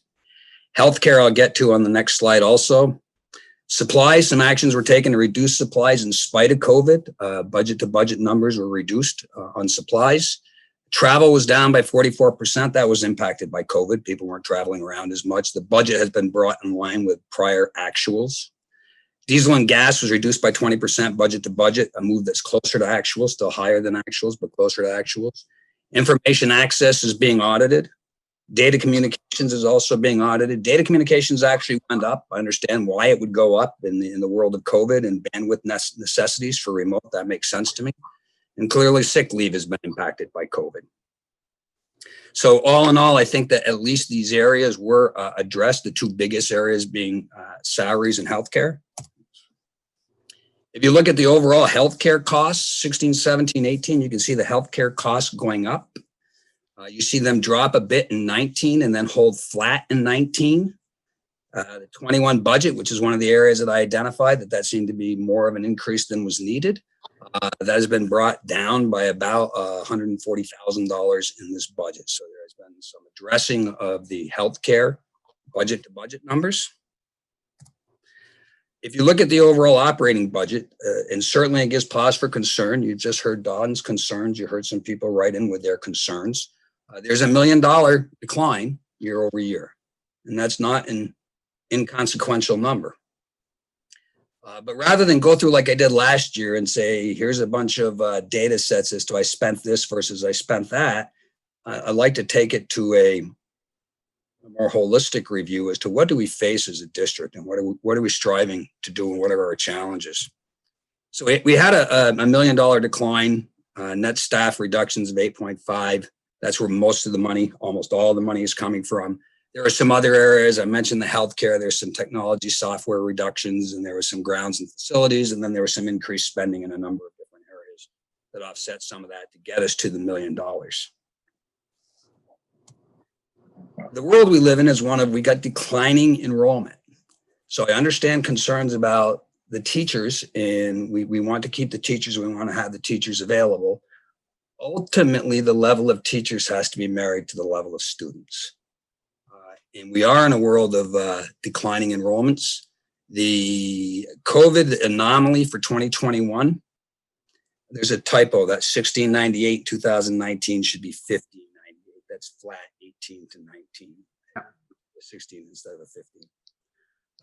2021 is an anomaly. It's a known anomaly. We have a number of people that have gone to homeschooling because of the situation with COVID. And we have a number of kindergartners that did not start up with us. So the projection is that we're going to be getting those back. We've reached out, and the administration has gotten people saying, yes, I'll be sending my kindergartners in for first grade, et cetera. But we don't know how many people that started the homeschooling might decide to stay there. So we don't know what the impact of that would be. But we're still seeing a declining overall enrollment. So some of the data that was presented in the question and answer session by the administration included where do we stand for student teacher and cost per student. So this information was provided. Now, again, COVID is an anomaly. I've got it circled there. 8.4 is the number. Now, we don't have comparative numbers for that. The most recent comparative numbers we have really are 2019. In 2019, we're at 10.6, and some examples, Epping's 10.8, Timberland 11.5, Oyster River 12.0, Pinkerton 13.1. I put Pinkerton in for a reason, and I'll mention that when I talk about Fremont in a moment. But we have gone from a 10.1, 10.5 kind of number that we're projecting in FY21, 9.5. That is not a gutting of student teacher ratios. As a matter of fact, there is a increase in the number of teachers per student. So there's a decrease in the students per teacher in the proposed budget. So I understand 8.5 is a big number, but on the other hand, when you look at the ratios, it does not seem to be overly aggressive. Look at the teacher contracts. So one of the things that we have to do from a teacher perspective is one of the areas that Tammy mentioned in her ESA report out, and I got data on that also, is that our numbers aren't very good in terms of our performance. And one of the biggest corollaries to performance is quality teachers. And one of the keys to holding quality teachers is pay. And this is the amount of money that we have increased on an annualized basis. So even with these increases, our teachers are still not at the levels that they should be for surrounding districts. So we're paying more per student than surrounding districts, but we're paying our teachers less per teacher for surrounding districts. It's one of the reasons that we lose our teachers to surrounding districts is because they can make more money at the district. So somehow we have to find as an organization, as a district, a way to try to balance some of these things out so that we can ultimately drive better results for our students. If you look at the cost per student, again, this is data sets that were provided by the administration in the budget book or in the questions, one of the two.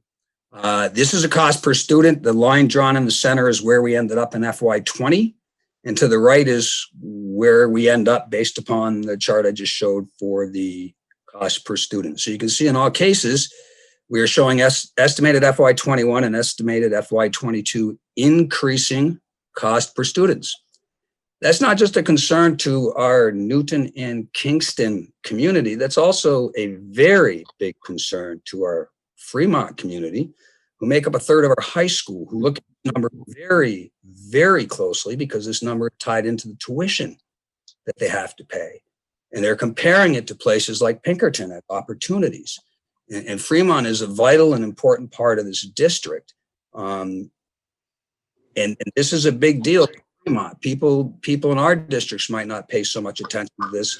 Fremont looks at this with laser focus in terms of the cost per student. It has a significant direct impact on them and their willingness to send their students to our district.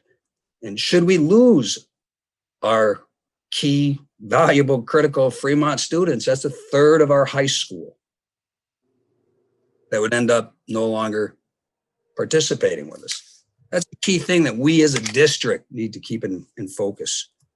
The SAT test results, here's the test results. If you look at the math, we lost a third of our points. We started at a dismal 30, we're at 20. Now, 2 points should be noted about that number. One is kids were cold stone on this from where they were. So normally you take it in the spring and you're right in the midst of your studies and you get a much more focus on it. This time I took it in October after coming through and they hadn't been in classes, only remote, for the better part of 8 months. So that would certainly cause a downward trend in the results that you'd get.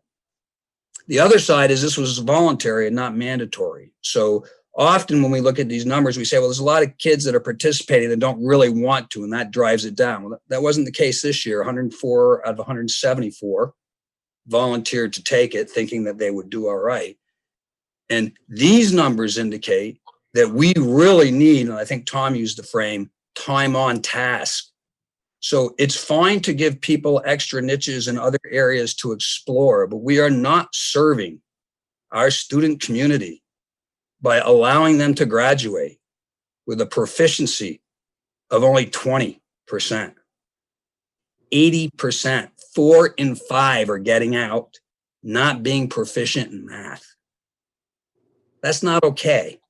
And we're doing things about that. The administration is going to be presenting us a breakdown of that data set. We have hired in our planning for the interventionist. We hired a new math coordinator and curriculum director to make sure that we're vertically aligned and that we can start addressing these.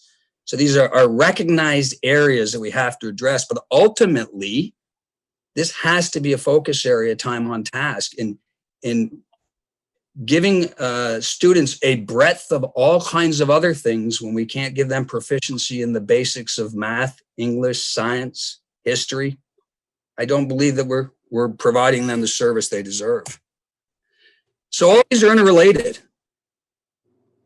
Sanborn is a declining enrollment, higher cost student than most surrounding districts, lower student to teacher ratio than most surrounding districts, Currently, our average pay is lower than most surrounding districts. We are underperforming the state averages.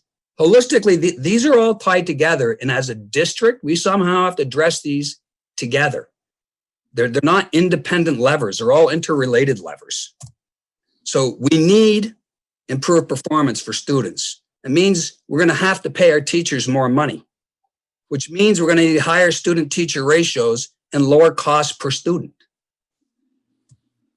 I believe this budget is an attempt to get us there.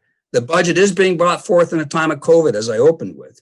The budget allows us, hopefully, to have the breathing room to be able to pass the contract that we will need to be approved in March.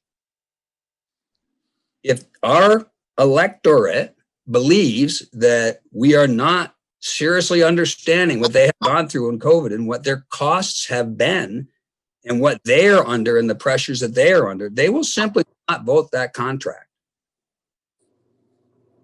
So I believe this is a prudent budget that is trying to weigh the issues I've outlined to the best benefit of both our students, our district, and our community. And I just wanted to review that at a top level. These are the big things that are trying to balance, and they're just not an easy balance.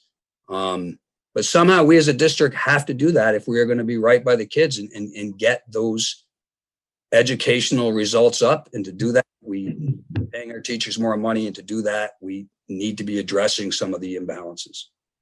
So I will turn it back over, but I did want to just review that.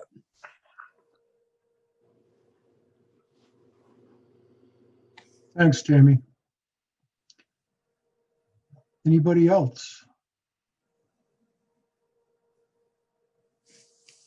Tammy? Yes, I just have a process question. How are we proceeding here? Do you want us to introduce amendments and then we each vote? We vote individually on each amendment, or how we want to do that? We may, I mean, I have an amendment I would like to make. It sounds like Don does as well, or that I would like to propose. Well, why don't we go one at a time? Can vote yay or nay as per amendment. Since I have the floor? Yep. Well, I would certainly like to propose adding the $40,000 for the math curriculum, as I think that is an extremely important initiative that we need to fund. If that's a motion, I'll second it. Yes, thank you. Thank you. Any discussion about that? Jamie? 20. The number was 20. I support the amendment. The results were 20% proficiency in math. Yeah. Any other comment? Okay, a call for a vote on that amendment. Larry? Yes. Dawn? Yes. Pete? Yep. Tammy? Yes. Jamie? Yes. Charlie? Yes. And yes for me. Just point of order. Yep. The 77 that was in there was found is still in the proposed budget. Yeah. We don't have to, that's not coming out of the proposed budget, right? We don't have to add the 77 back in because it's coming out somehow, correct? Right. Right. It's still in there. So now Just want to verify that. the total amount that we would need to implement the new math program is $117,000. As a result of the addition of $40,000, that is now fully funded. Yeah, right. That's what I want to verify. Thank you for asking. Question? Tammy? That doesn't change the default budget number, does it? That's not No. one of those, change that? No. Matt? As a process, do you want me to call out what the change, the budget is after the amendment? Or do you want Well, do you want to do it amendment by amendment, or do you want to do it when we're done? No, do it when we're done. Okay, Otherwise, we keep on. Yeah. fine. Okay, thank you. Any other amendments? Dawn? I would like to make a motion to add the speech and language pathologist assistant without reducing the speech and language pathologist, the part-time pathologist, And I want everyone to remember that speech and language isn't just about articulation. It's about communication. They work with students for all sorts of different needs. They may have the thoughts up here, but they can't always get them out. They teach them how to do that. They help them with that. So it's not just about articulation. This helps them in every academic area that they're working in. So it's really important to remember it's communication as well as articulation is part of it, but the biggest piece is the communication piece. So thank you. Okay, do we have a second? Wow. Sorry, Tammy, Do what? you have a dollar amount that you're proposing? Okay, so yeah. So the part-time speech position, to retain that at $40,600 and to hire a speech and language assistant at $58,600 as was recommended. So the 58,000 is already in the budget. So Dawn's making a motion to increase the budget by 40. Can you read that again? 40,600. 40,600. And it affects the default budget. That will affect the Okay. default budget. Okay, so the 58,600, was that part of the reduction that was Rebecca recommended? No, the 58,000 is in the budget and the default already. That's for the. That's I see. for So the, we're keeping that position, Keeping that and adding the adding, part-time person. yeah, got the it. $40,600 position. Thank you. Point of clarification. Yes. Yep, Jamie. So my understanding would be that only affects the default budget if this board chooses to make it affect the default budget. Absent an active vote to change that default budget, it does not change. Is that a correct statement? No, the default budget's based on a formula, and if you modify the operating budget in a manner that retains previously existing positions, they have to be added to the default budget, and you have to vote on the default budget again. That's what Matt was saying before, is that you can adopt the default budget early in the agenda, but if you change the operating budget in a manner that requires a modification of the default budget, you have to vote on the default budget again. So the change is the $40,600? Yes, that would get added to both the default budget and the operating budget, because it's a staff position that already existed this year, and you're voting to retain it. It was eliminated in the default. I'm sorry, it was eliminated in the operating budget. So therefore it must also be eliminated in the default. Mm-hmm. So if we pass this motion, I have to add it back in both places. So then I'm still confused. So if it has to go to a vote and the vote is no on the default being added back, what happens? If the board chooses not to approve this amendment, it doesn't go in the operating and it doesn't go in the default. So I think, Jamie, what Matt's saying to you is, if you approve to put something back into the budget that's in a pre-existing position, the default has to go up with it. You can't vote that down. then I you know don't what need- you're saying, Jamie. It's like, it's a matter of, and I wondered whether you should just vote the default after the budget conversation. Do you know what I'm saying? Like, you're asking a semantic question, and the answer is, I don't know, because if you did that, that'd be really weird, and it just doesn't work that way. Do you know what I don't know what we would have to do if we change the operating budget and it requires a change in the default, and then you vote down the default budget. I'd have to call a lawyer. I don't know.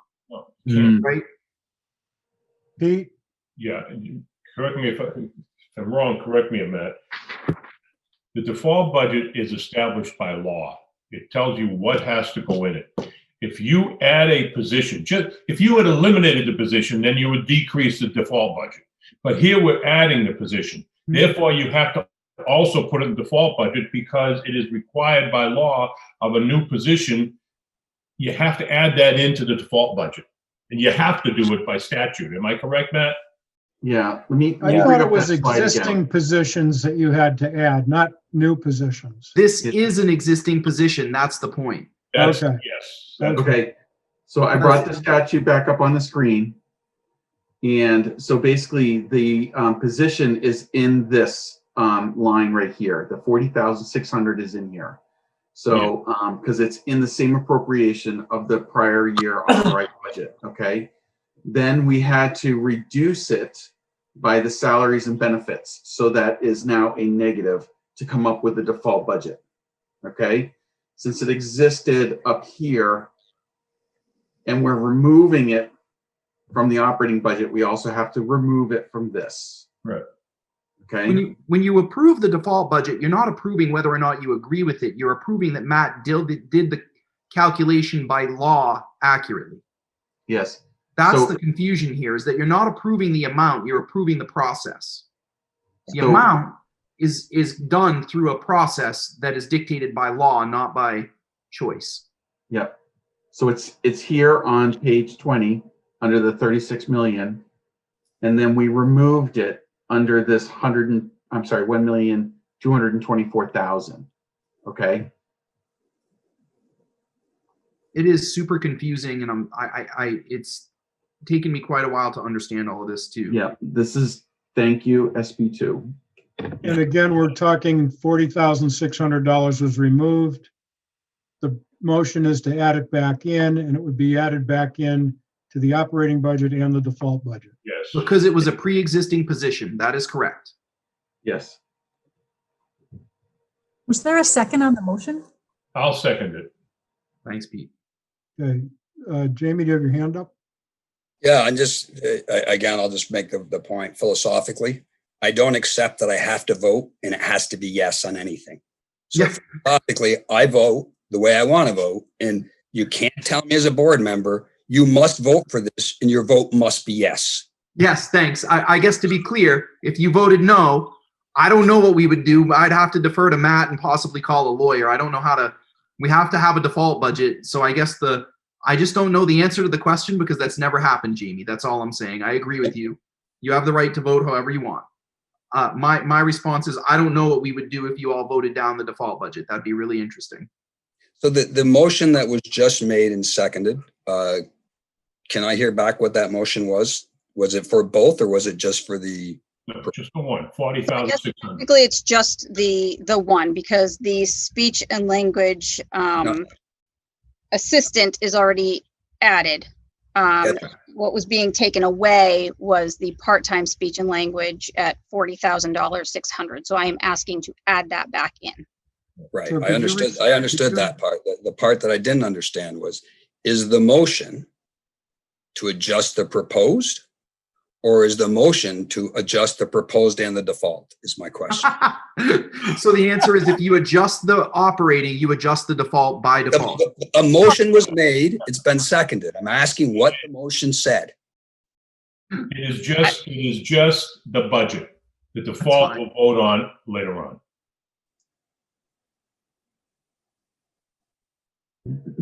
Okay, so then I'm understanding the motion is, that was seconded, it's for the proposed budget only. Yes, for $40,600. Okay. So Dawn, could you restate your motion? Yes, I would like to retain the part-time speech and language pathologist in the amount of $40,600. And I seconded that. Any additional discussion? All right. Calling the vote, Larry? That's what I'm going to say no. Okay. Dawn? Yes. Pete? Yes. Tammy? No. Jamie? I'll say no, even after I went through all that whole thing. Because you're gonna end up getting me back at the default budget again. Charlie? I'm a no. Yeah, I'm going to be a no on this one too. A lot of work went into this budget, and I'm confident that it can do what we need to do at this time. And everybody has to vote how they feel. Yeah. Hey, Dawn went against us on one of them last week, and that was her right to do that. That's right. Thank you for making us consider it, though, Dawn. Voice in the wilderness. Yep. Been there. Okay, so now we've got our amendments. I had a couple more. Oh, you And, do? Okay. They'll probably get shot down, but that's okay. I'm still gonna make them. All right. I would like to recommend we reduce only 2 staff positions at Bakey instead of the 4 proposed. So can I just clarify for Dawn so that Dawn, what you want to do is make a motion to add Oh, add 2. 2 Okay, positions thank back in you. Bakey, and the amount that we use to calculate those things is $85,000 per position, including benefits. Thank you. So the total amount that Dawn is proposing would be $170,000. $170,000. Yeah. Okay, so Do we have a I second? guess, do you want me to amend that so that it reads Yeah, you accurate? can just make the proposal that you'd like to add $170,000 for 2 teaching positions at the Bakey School. Sorry, Dawn, I'm just trying to help. So No, it's thank clear you. for the minutes. I've never done this before, so Yeah. I'm learning as I go. Pete taught me. It was Pete. Pete taught me how to do this.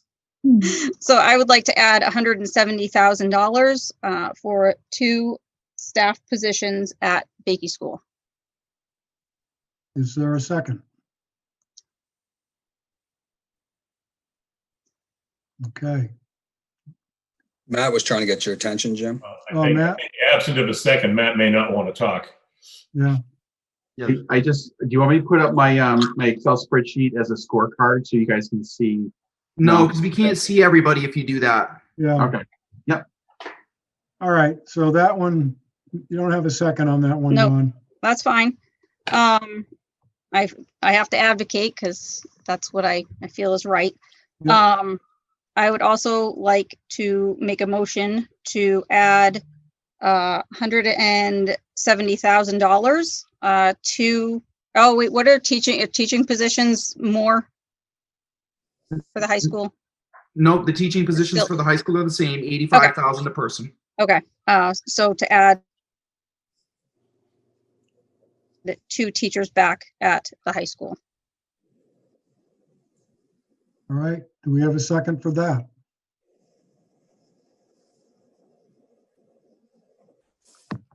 Okay. All right. So we've got, Absent of a second.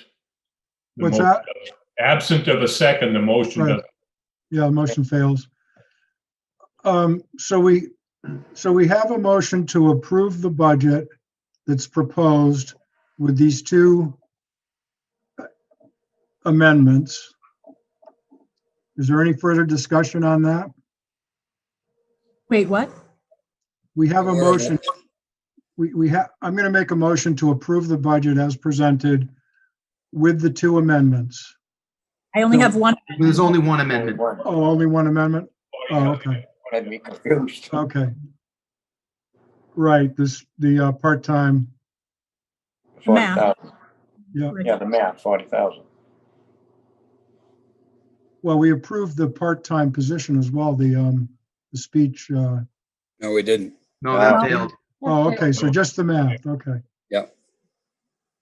All right, so do we want to approve?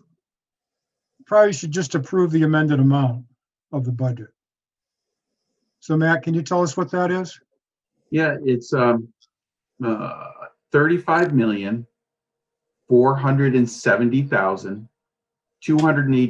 $35,470,284.28. Okay, It did not impact the default budget. right. Well, wait a minute. I was just going to say, I was about to say, Jamie. Is that a Can I put up motion, my Jim? scorecard? Is that your motion, Jim? Yeah, I'd make a motion to approve the proposed budget of $35,470,284.28. I'll second that. Okay. Any further discussion? No. Okay. Larry, Yes. Dawn, Yes. Pete, Yes. Tammy, Yes. Jamie, Aye. Charlie, Yes. And yes for myself. Okay, so, Can I ask a question just to clarify? The default is what we had already discussed and came up with a number. right. Yep. Okay, just wanted to make sure everybody understood that. You just had to Thank bring you. it up again, didn't you, Pete? Thank you, Pete. Jamie had me going Okay. down the wrong road here. And we all know how dangerous that is. Not Damn. Jamie, you going down the wrong road, Pete. So I On the want wrong to thank, road most of my life. I want to thank Mr. Dawson for his patience. Yeah. We're ready for the hockey discussion. Or athletics. I think we Can I got two just things ask to a talk about. Yep. We do have two things to talk about. Thanks. Oh, Pete has a question. Does the student rep have to still be here if he wants to leave? No, it's up to Do him. whatever he wants. Jake, Okay, I mean, I up just to wanted to you. make sure he Jake's into hockey, so he probably wants to hang out. Yeah, I'll watch. I need your help, Jake.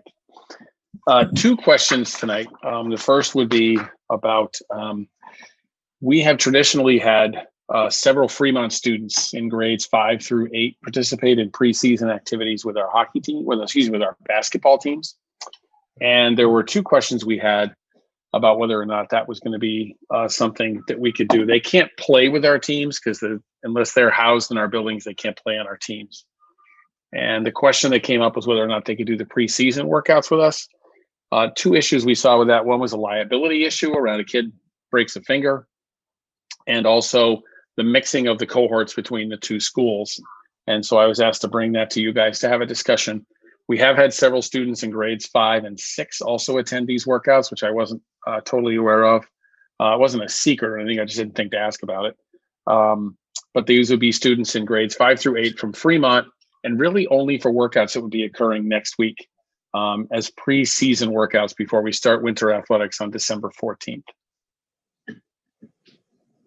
So I think, can I give a little quick background, Tammy, before we go to your question? Bob brought this to me and I said, I don't know. It's how did this happen? And what really has happened is for a number of years, the former athletic director and the coach has allowed the Fremont students to participate in these preseason trainings as a way for the kids to get to know each other in the basketball program. I just want to be clear that no one is implying that getting to know one another or being involved together is a bad thing. We all want the kids to get to know each other and feel as comfortable as possible for high school. The problem here is that this was going on without it really being board approved. And the other piece is with COVID, the mixing of the cohorts from the schools was really concerning. So we wanted the board to discuss this. And at this point, it's getting so late. And with the week being off this week, it's really almost a moot point because it's just for next week. But I do think it's a conversation that lends itself to the future as well. So I just want to give you a little bit of background that Bob and I talked about it, and I brought it to you all because we kind of were struggling with, we don't feel right saying no to the kids in Fremont, but we thought it was a little bit odd that they were practicing with our kids in preseason but not participating on our teams. So thanks, Tammy, for letting me just kind of help us know how we got here. So Tammy, did you have a? I had my hand. I Yep. I was going to ask a little bit of background actually, so that pretty much answered what I was wondering. How many students are we talking about?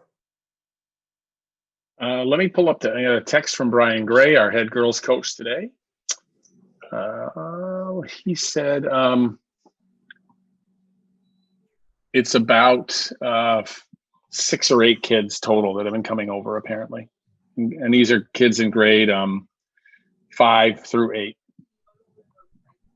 And what they do is they play their rec basketball together, and then sort of, in conjunction with rec, they do some of these preseason workouts. It's no more usually than I think 6 to 8 to 9 days that they have these workouts at the high school. Yeah. Did they give you a breakdown of how many kids in each grade? I mean, 5th grade is in with high school kids. That's, yeah. No, they're separated. There's a high school group. No, there's a high school group and then there's an older group. And he does mix the kids up, but they're in very small cohorts there, and they're not. It's not an active basketball thing. That's not legal with the NHIA. They basically right now, especially with social distancing, he has them in small pods, so they only interact with a small group of kids, 5 or 6 at a time tops. And all they're really doing is shooting drills and passing drills and dribbling and things like that. There's no contact involved. Okay, that was my concern with the contact, actually. No, it's a good question. Yeah, and I want everyone to understand that I'm advocating that we allow the kids to play together as long as the insurance piece happens and the COVID criteria is met the same as what we have. We just don't want to. We want to be transparent about it. I as far as I'm concerned, the Fremont kids are our kids.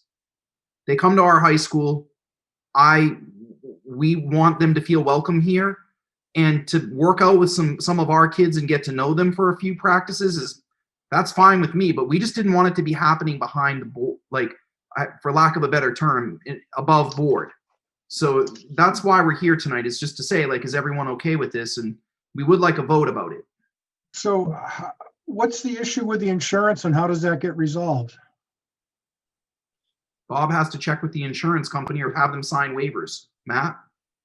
Yeah, I can check with the insurance company. That's very easy. And I do that all the time. Yep. And honestly, I think it's going to be an easy sell because I'm fairly certain that Fremont also uses the same insurance company. So it's just a matter of dotting an I. Yeah. Jamie?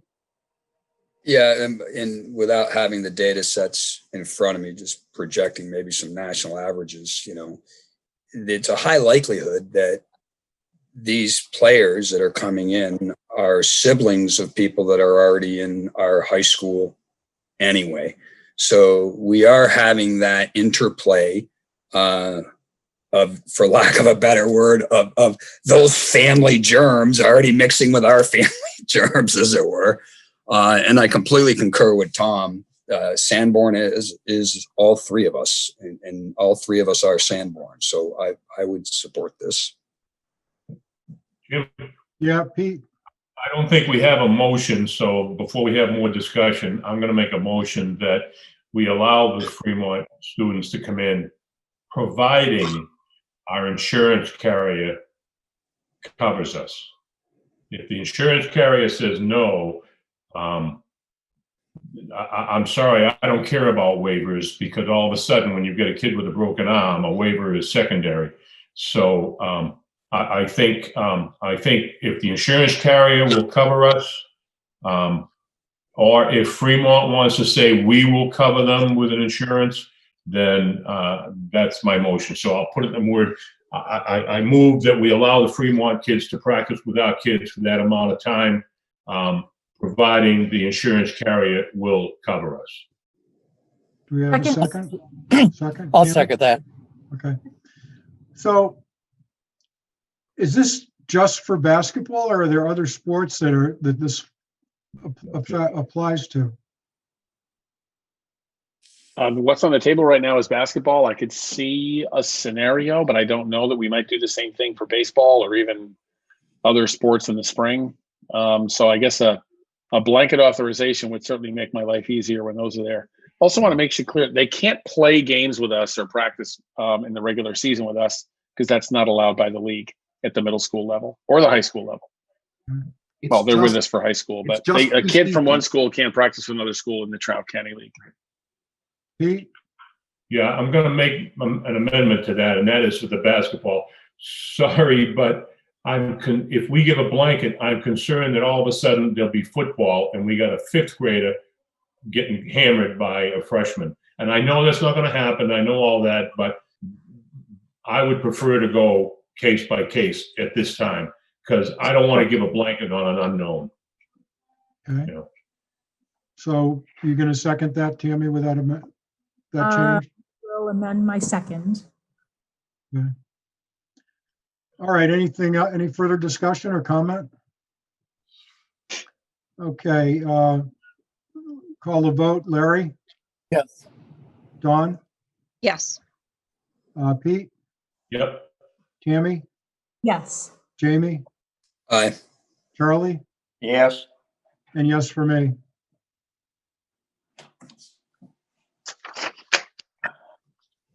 So the big moment is here. And to all you hockey parents who emailed us, thank you. Mr. Dawson, I'll let you share the relatively good news of what you're proposing. Yeah, I think I'd actually like to preface a little bit by talking about some of the other sports because it'll feed into what I'm going to Come talk on, you're about. killing me. I set you right up. That's okay. I know you did. I did. It's okay. I've been hanging here for 2 hours and however many minutes. So Bob had a vision of how this was All right, going you're down. chilling out, Bob. I'll let you handle it. I always do. Bob I always do. is the con. Getting a little dizzy, but I'm pulling back. That's right. I've got the conch. That's right. We haven't received a whole lot of additional guidance from the NHIA. They did update a couple things, specifically for hockey, which is a little bit helpful. In basketball, Division I, Division II, and Division III have all voted unanimously amongst the AD group that they're going to be masked playing basketball. And that's practices, games, every kind of workout masked universally 100% of the time. Division IV hasn't decided that's not a concern. We're Division II. And this is very helpful. We've applied that to the middle school team at our level. I basically said it makes sense to do that across the board for all our teams. And I believe that the Tri-County League games that we play in the middle school are all going to be masked as well. I sort of lit that fire under the group intentionally today so that people would commit to wearing masks. It just makes sense to do that. Track. I had asked you guys initially to put a hold on track. What I'd be asking this evening is for you guys to give the okay to do track. However, there ain't going to be no meets. The unfortunate reality is, I know, that the facilities that we're talking about, UNH, Plymouth, Dartmouth, and Phillips Exeter have all put the kibosh on us using their facilities. There may be a possibility for a meet. At some point, the NHIA has said they would like to do that, but I'm hearing through other sources that it's just not going to happen because they're going to be using their facilities for their own teams, and they don't want to be bringing all these additional. If you've ever been to an indoor track meet at the high school level, it is actually students laying on top of each other for hours on end because there's no room. So they're not going to do that. What I would like to be able to do is allow our coaches to put together fitness workouts, both distance, sprinting, whatever we can do safely outdoors, but also use the fitness room probably at a max of about 12 student athletes at a time in our weight room to get them ready basically for spring sports across the board and specifically for track. So we would be authorizing the track team to have their season, but it would really only be for fitness purposes, only feeding into outdoor track if we get that far. So that's the general idea there. Swimming. Found out earlier today that the co-op, we cannot use the co-op with Exeter. They're not going to be taking athletes at Exeter, and they're not even sure they have a pool. And I found out that the Timberlane athletes, we send our girls to practice with Timberlane. Their workouts are going to be something on the order of Tuesday, Wednesday nights, starting at 9 p.m. and ending who knows when, and then maybe potentially a noontime-ish on Saturday, which is an old swimmer and old and former swimmer. Not exactly ideal to be working at that particular time. That was my sport primarily when I was a kid. Are you saying you're old, Bob, or that you swam a long time ago? I got confused. Both. 17-time state champion, thank you, but I didn't count. Yes, I did. That's all right. So I was a legend when I was 12. So you're a legend now, Bob. We know. Darn right. I'm just glad I'm awake. So that I'm going to work on that one and try to get the kids an opportunity to swim. But I'm actually leaning toward recommending to the kids that they swim at the rec level this year because I don't think there's going to be a state meet at all this year. There may be, but I don't believe there's going to be a state meet this year because once again, the biggest facility in the state is UNH, and they're not going to let them use their facility. We don't believe. And I think that's everything. Oh wait, no hockey. Guy's killing me. I know I am. You're funny, Bob. Punchy. I am. I do what I can. I met with the boosters last night. I had a really nice meeting, and joining me was Ben Burgoyne, who is the AD at Epping. And following the letter writing campaign and a whole lot of, they were very forthcoming about a lot of changes that have been made in hockey across the board. Things like the benches have been expanded and they're pulling the sidewalls out of benches and using the entire sideline of the arena for benches. I did take a tour. I went up to Tri-Town Arena. I went to the Cyclones Arena in Hudson. And I went over to the arena, the Conway Arena that's owned by the city of Nashua. And did a look. You can't really see that that's happening during a practice, but these guys have assured me that's the case. The teams I saw practicing. There were 3 different teams in 2 different locations practicing. We're not wearing masks, but one was a high school team in preseason and one was a junior team over at Cyclones. And those kids in that junior team are living together all the time. They're completely together all the time. So I understand where they're coming from. So it wasn't, thrilled to see a high school group out there without masks on their athletes, but that's a choice that school's made. But it gave me an idea, a couple of thoughts about what I'm thinking. What I'd like to recommend, and you've seen it in the document, is that the student athletes for hockey, just like basketball, wear face masks on themselves, on their face, directly over their nose and mouth at all times, basically from car to car. That there's not, there will be obviously a time where they may need to hydrate or eat, like if they eat a power bar between periods or something like that. That's going to be a thing. And I think there's a way to get around a hydration issue that was brought up to me. I think we can adapt around that with straws and things like that. I'm okay with the co-op, largely because we're seeing the kids anyway. There is some crossover of student athletes. It's probably 4 kids we're going to be dealing with from Epping.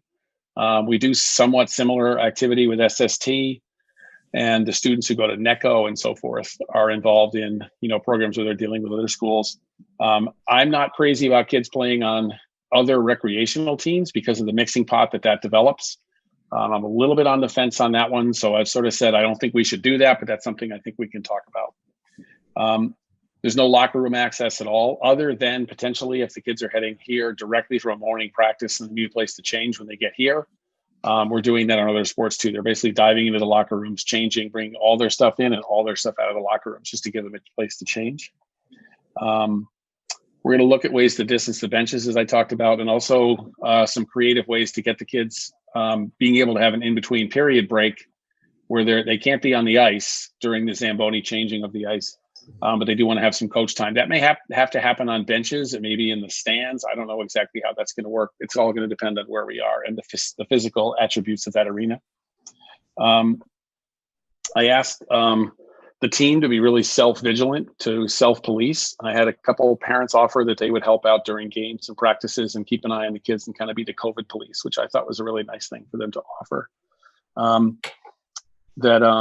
We probably are going to be looking at maybe a 1 spectator per player issue. I actually saw that posted on the wall at 2 of the arenas I went to, 2 of the 3. We've been doing 2 for most of our outdoor events. I'm leaning right now toward 1 spectator for all of our sports across the board. Home and away spectators. I really don't like to prevent the away team spectators from being at our games because it may be the only chance that parent has to go to a game. And also, and I didn't note that in the documentation you guys have, that water is an individual item. There's not a communal water, but that's a pretty standard item across the board for everything. So there you go. So my recommendation would be that we do our best to get a hockey season in for the kids. Given their agreement. And the biggest concern I had was the benches. And so the spacing on the benches and the universal mask wearing directly over the face, over the nose and mouth is something that's really, to me, the biggest deal breakers in this whole thing. So, Bob, are those facilities that you viewed, are those available to our students to use? Well, here's what I told the boosters last night. They have a lot better connections with the arenas than I do. They have knowledge, they know people. And they're watching. I guarantee you they're watching right now. And my comment to them and all you guys was, I know, shocking, right? Everyone. And, they're all fingers crossed and toes crossed. And I get that. I mean, that's great. They were awesome last night. They were really good.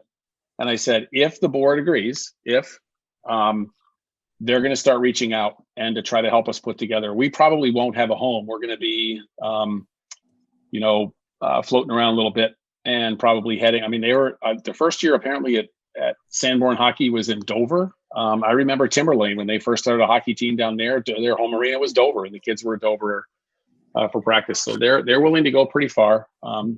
Hockey's a sport that a lot of kids, they show up with their parents for the games. That's a pretty typical way to handle it at the high school level across the board. And they're willing to travel. So they're going to start reaching out and looking at arena time.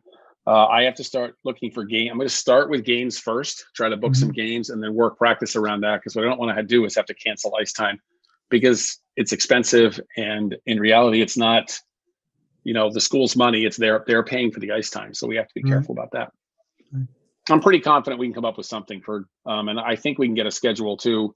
I know that the Division II athletic directors have been really good about saying, listen, if you don't have any games, put it out there, we'll get you covered. Can I get a motion to approve Bob's proposal? So Are we going to moved. have any discussion or? Yeah, Yeah, we'll do have the that. motion Yeah. first. Motion. I move to approve Mr. Dawson's proposal. Okay. Second Second. that. Okay. And discussion? Jamie? I want to hear from two people if I could. I'd like to hear from Dawn. She's a hockey mom. So knows this stuff through and through. And I'd like to hear from Jake as to their thoughts, if I could. Hey, Dawn, go ahead. Okay, so I've been thinking really long and really hard about this. Everybody knows I'm a hockey mom, you know. My daughter has been playing since June. Her program has not had, knock on wood, whatever I can find, has not had an issue at all with COVID to this point. We are very diligent in making sure that all protocols are followed. Hockey has gotten a really bad rap. We've been all over the news. It's very unfair. I did out the math, and when you look at the number of hockey people that had to get tested to return to hockey, they estimated it was going to be about 30,000 people had to get tested to return to hockey when that shutdown happened. There were only about 165 cases that caused this to happen. So Jamie, you like numbers. It's 0.0055% of hockey caused that huge shutdown. It's not a big number. So where I say it's gotten a real bad rap. Because of that, because of the shutdowns, because of New Hampshire players not being able to play in Massachusetts really right now when they shut down the borders to Mass, hockey players are willing to do, in my opinion, whatever it takes to make a season happen. So when they say, the parents say they will be the COVID police, I believe it. You know, one spectator per athlete, there should be no issue with that at all. That's pretty much standard protocol at any rink you go to. That's not an issue.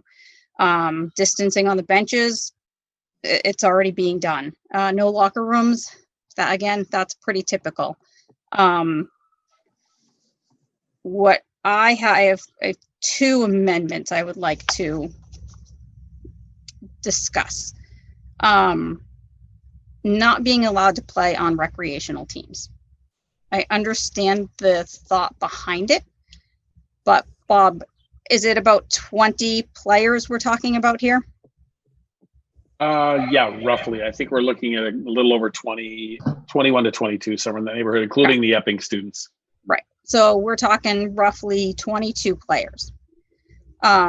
And telling them no on their recreational teams is going to cause a huge issue for them because NHAHA will not allow you, if you've already signed up and paid for, because they play split seasons. So if they've already signed up and paid for their team, their other team, their rec team, they can't solely go to Sanborn only. That conflicts with that ruling there. But my bigger issue with that is if we're going to say no rec teams for 22 students, how are we not saying that for the nearly 150 possible basketball players that we have? I feel like that's a huge double standard. Because we're looking at, we could potentially have 10 teams, 6 at the high school, 4 at the middle school, and at roughly 15 players per team, you come out to, you could have up to 150 players. There are a ton of basketball players that play on rec teams, and they have been playing on rec teams. So by putting that condition in there for 20 something students, I feel like that's very unfair. And then my last thing is masks. Completely for it. No problem at all. I would like it to be optional. It can be either directly on the face or the mask that goes into the cage. It fits right in the cage and when they go to get a drink of water, it's easier for them to, it's a bunch of, it's preference too. Some people, I've seen people wear them directly on their face. I've seen a lot of people that use the mask. My husband uses the mask in the cage. He absolutely loves it. A lot of people love those, and they have been approved by CCM to be used in cages. I'm not going to push the issue on the spit guards in the face shields. I feel like, there's an argument to be said for that, but I will concede on that point if we can just agree to say a mask, period, and not stipulate on face or as part of the cage. So so clearly I am for hockey. Those are my thoughts. Any other Jake, you got comments? anything? So I don't personally play hockey. I'm a track runner, but my best friend Zach Soma, he is probably, in my opinion, the best hockey player on our team. And I've seen him and all his teammates go through the process of fundraising for this season, and they've been really invested in it, and they've been wanting this to happen for a very long time. And I can quote him directly saying, "I will wear any mask you want. I'll do anything to have a season." That's all they want. It doesn't matter what they have to do, what sacrifices they have to make. They will do whatever they want to have a season. Any other comment? I'd like to ask Bob. Can I ask Bob? Oh, I'm sorry. Go ahead, Jake. Yeah, I just think that the mixing of the rec teams and so forth, I get that point. That was probably my least important of all the points that we had in there. So if we want to, remove that out, that's totally fine. I have no problem with that. And I think your point about the rec, I'm not sure how many kids are playing rec basketball. They're pretty darn busy playing basketball, but maybe they are, and I'm just not aware of that. That's fine. The masks on the face, I will tell you, when I brought that up last night with, and I sort of floated it as an idea with the hockey boosters last night, they were absolutely 100%. They were fine. In fact, some of the kids said in some of the leagues that they're playing, and that's what they're doing now. There was actually universal agreement that was something that they were comfortable with, wearing masks directly on their face. My concern with, and I've said this before, the spit guard, which I actually don't think does anything, honestly, and putting the mask on the face shield and not on the body, is that air just goes right around it. And when you do that, you create that issue we're worried about, which is the close contact between two people when one of those people may be positive. So the rec piece, we can, as far as I'm concerned, we can ditch that pretty quickly. I'm not concerned about that nearly as much as anything else here. And but I feel very strongly about the kids that they should be wearing the mask directly on the body. John.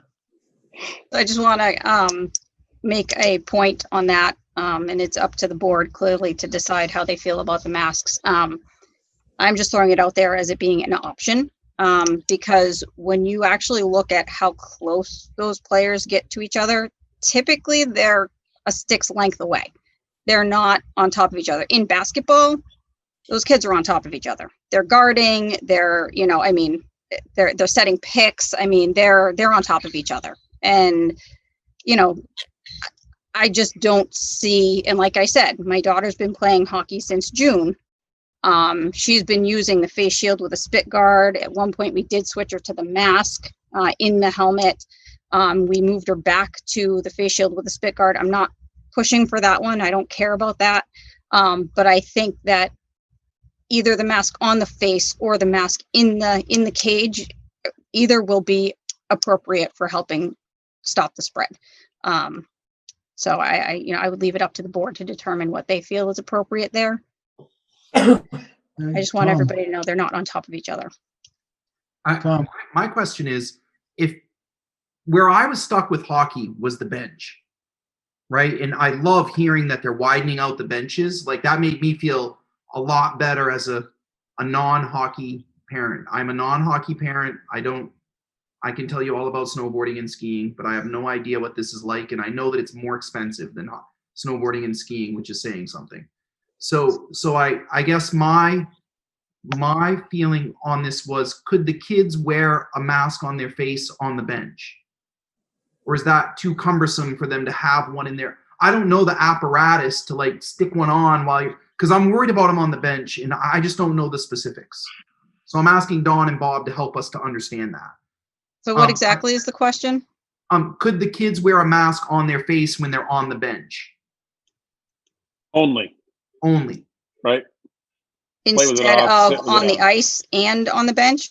Exactly. So like if you're on the ice zipping around, you have your choice, but when you're on the bench, you got to cover your mouth, right? I'm just thinking about spread. It's real. You are going at like, minute and a half shifts. So by the time you get off, you get to your spot, you sit down, you open up your cage, you put your mask on, you're going to have to take it right back off. You got to also have to get a drink of water. Then you got to take it right back off, put your cage back down, get it all snapped back up, and then get back on the ice. So that's why a lot of places are just doing masks full time, because that is actually the rule, is masks on the bench, but you don't have to, except at face-offs. You have to do it face-offs. So it's too cumbersome. It's way too cumbersome to not have it all the time. That's mine. So can they do social distancing on the bench if they can't do masks? Can they do 6 full feet? I think it depends on the situation. Pete. Can I ask Bob, what are the other teams doing about masks? And why don't we just do what the other teams are doing, and that solves all the problem?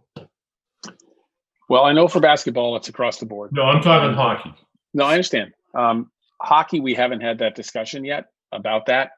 I honestly don't know. I think what's happened is, and the nice thing about basketball being universal, is that there's no discussion going game to game. One of the biggest difficulties with this fall with soccer was we had a couple games where we were asked by the opposing team to wear masks, and my decision was, we'll wear the darn masks to get the game.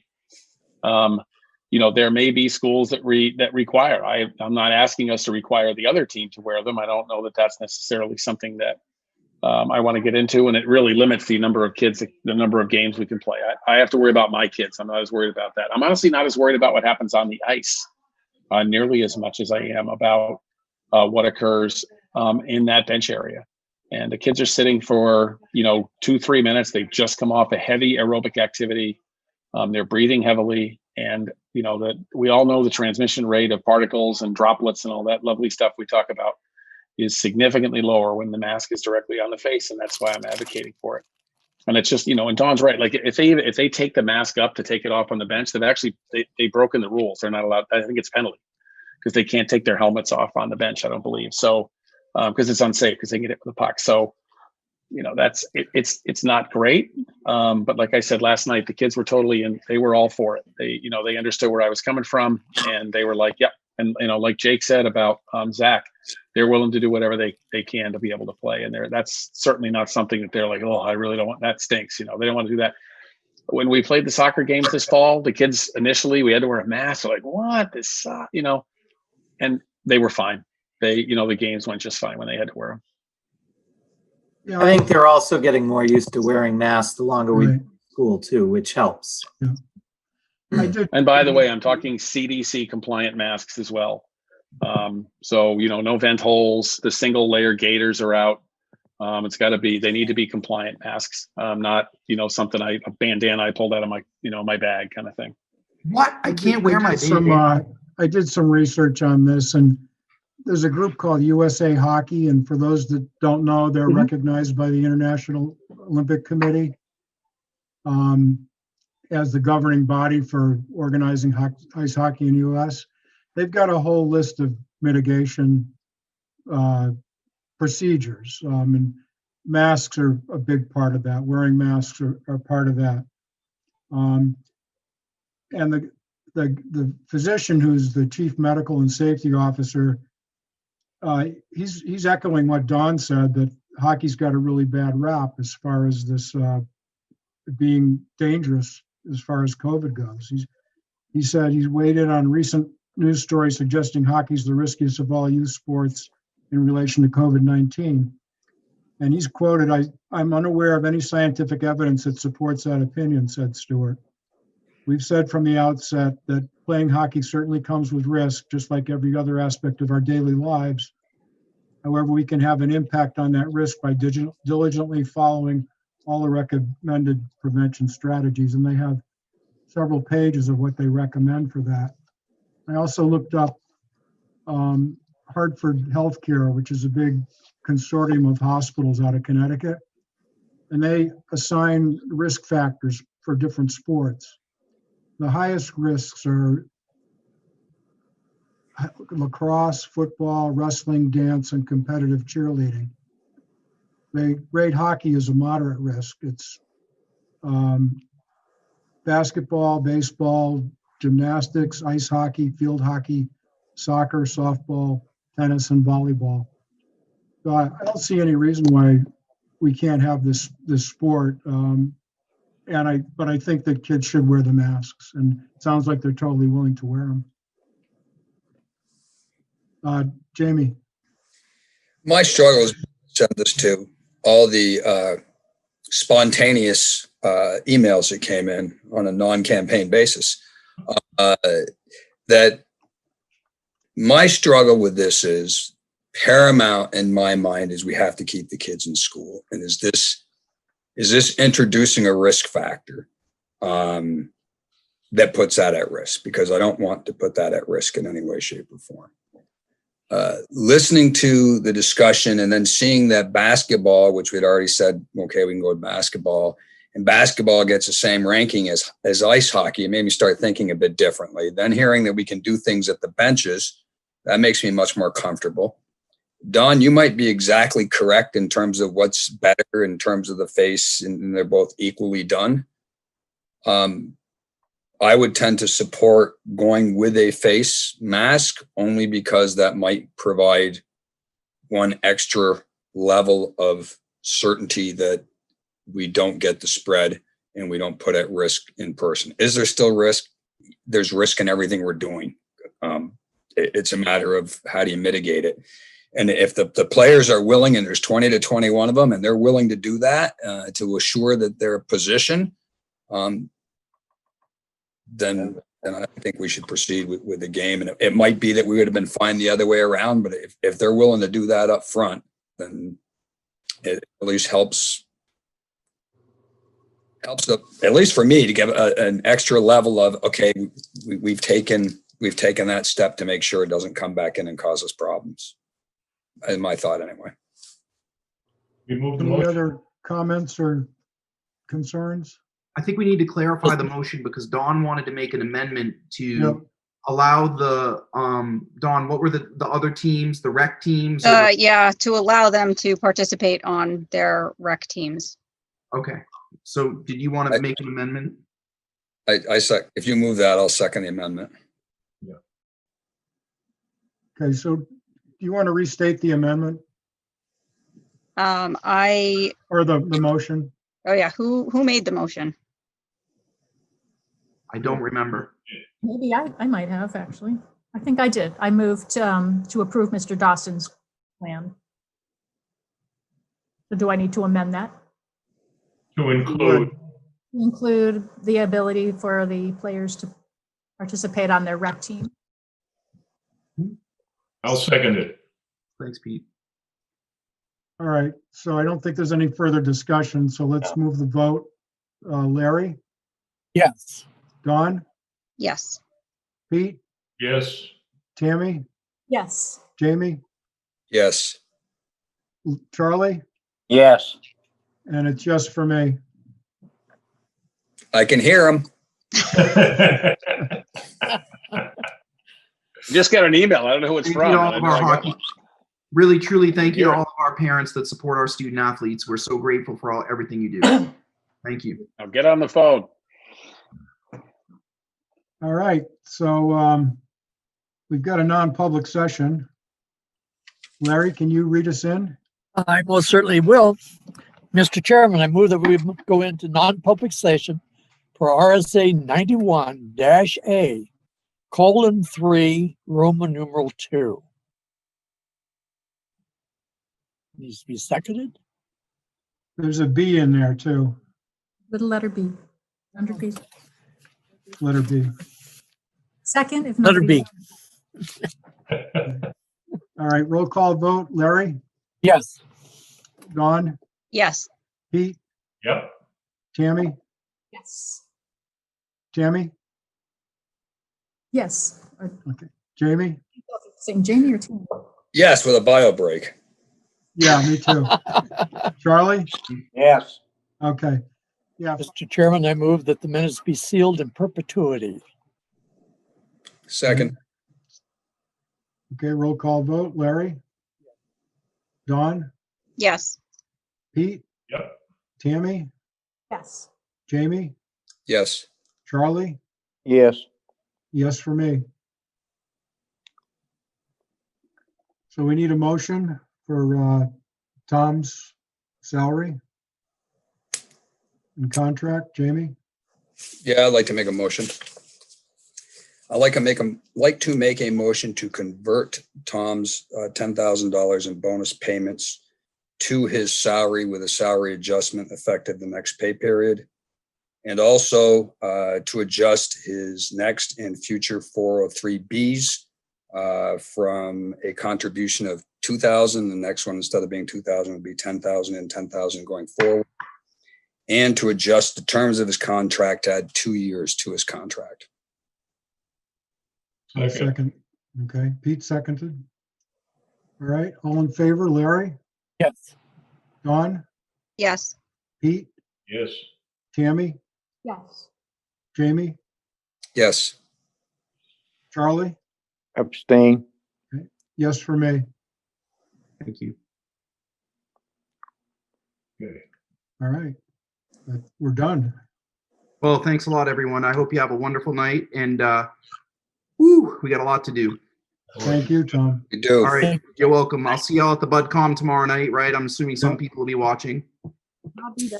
Yeah. All right, Tammy, I'll be on the meeting. Jim's going to do it remote. We might have to walk him through it. We'll get him there. What time is that? I always get their time wrong. That's 7. So just let me say it, meeting adjourned.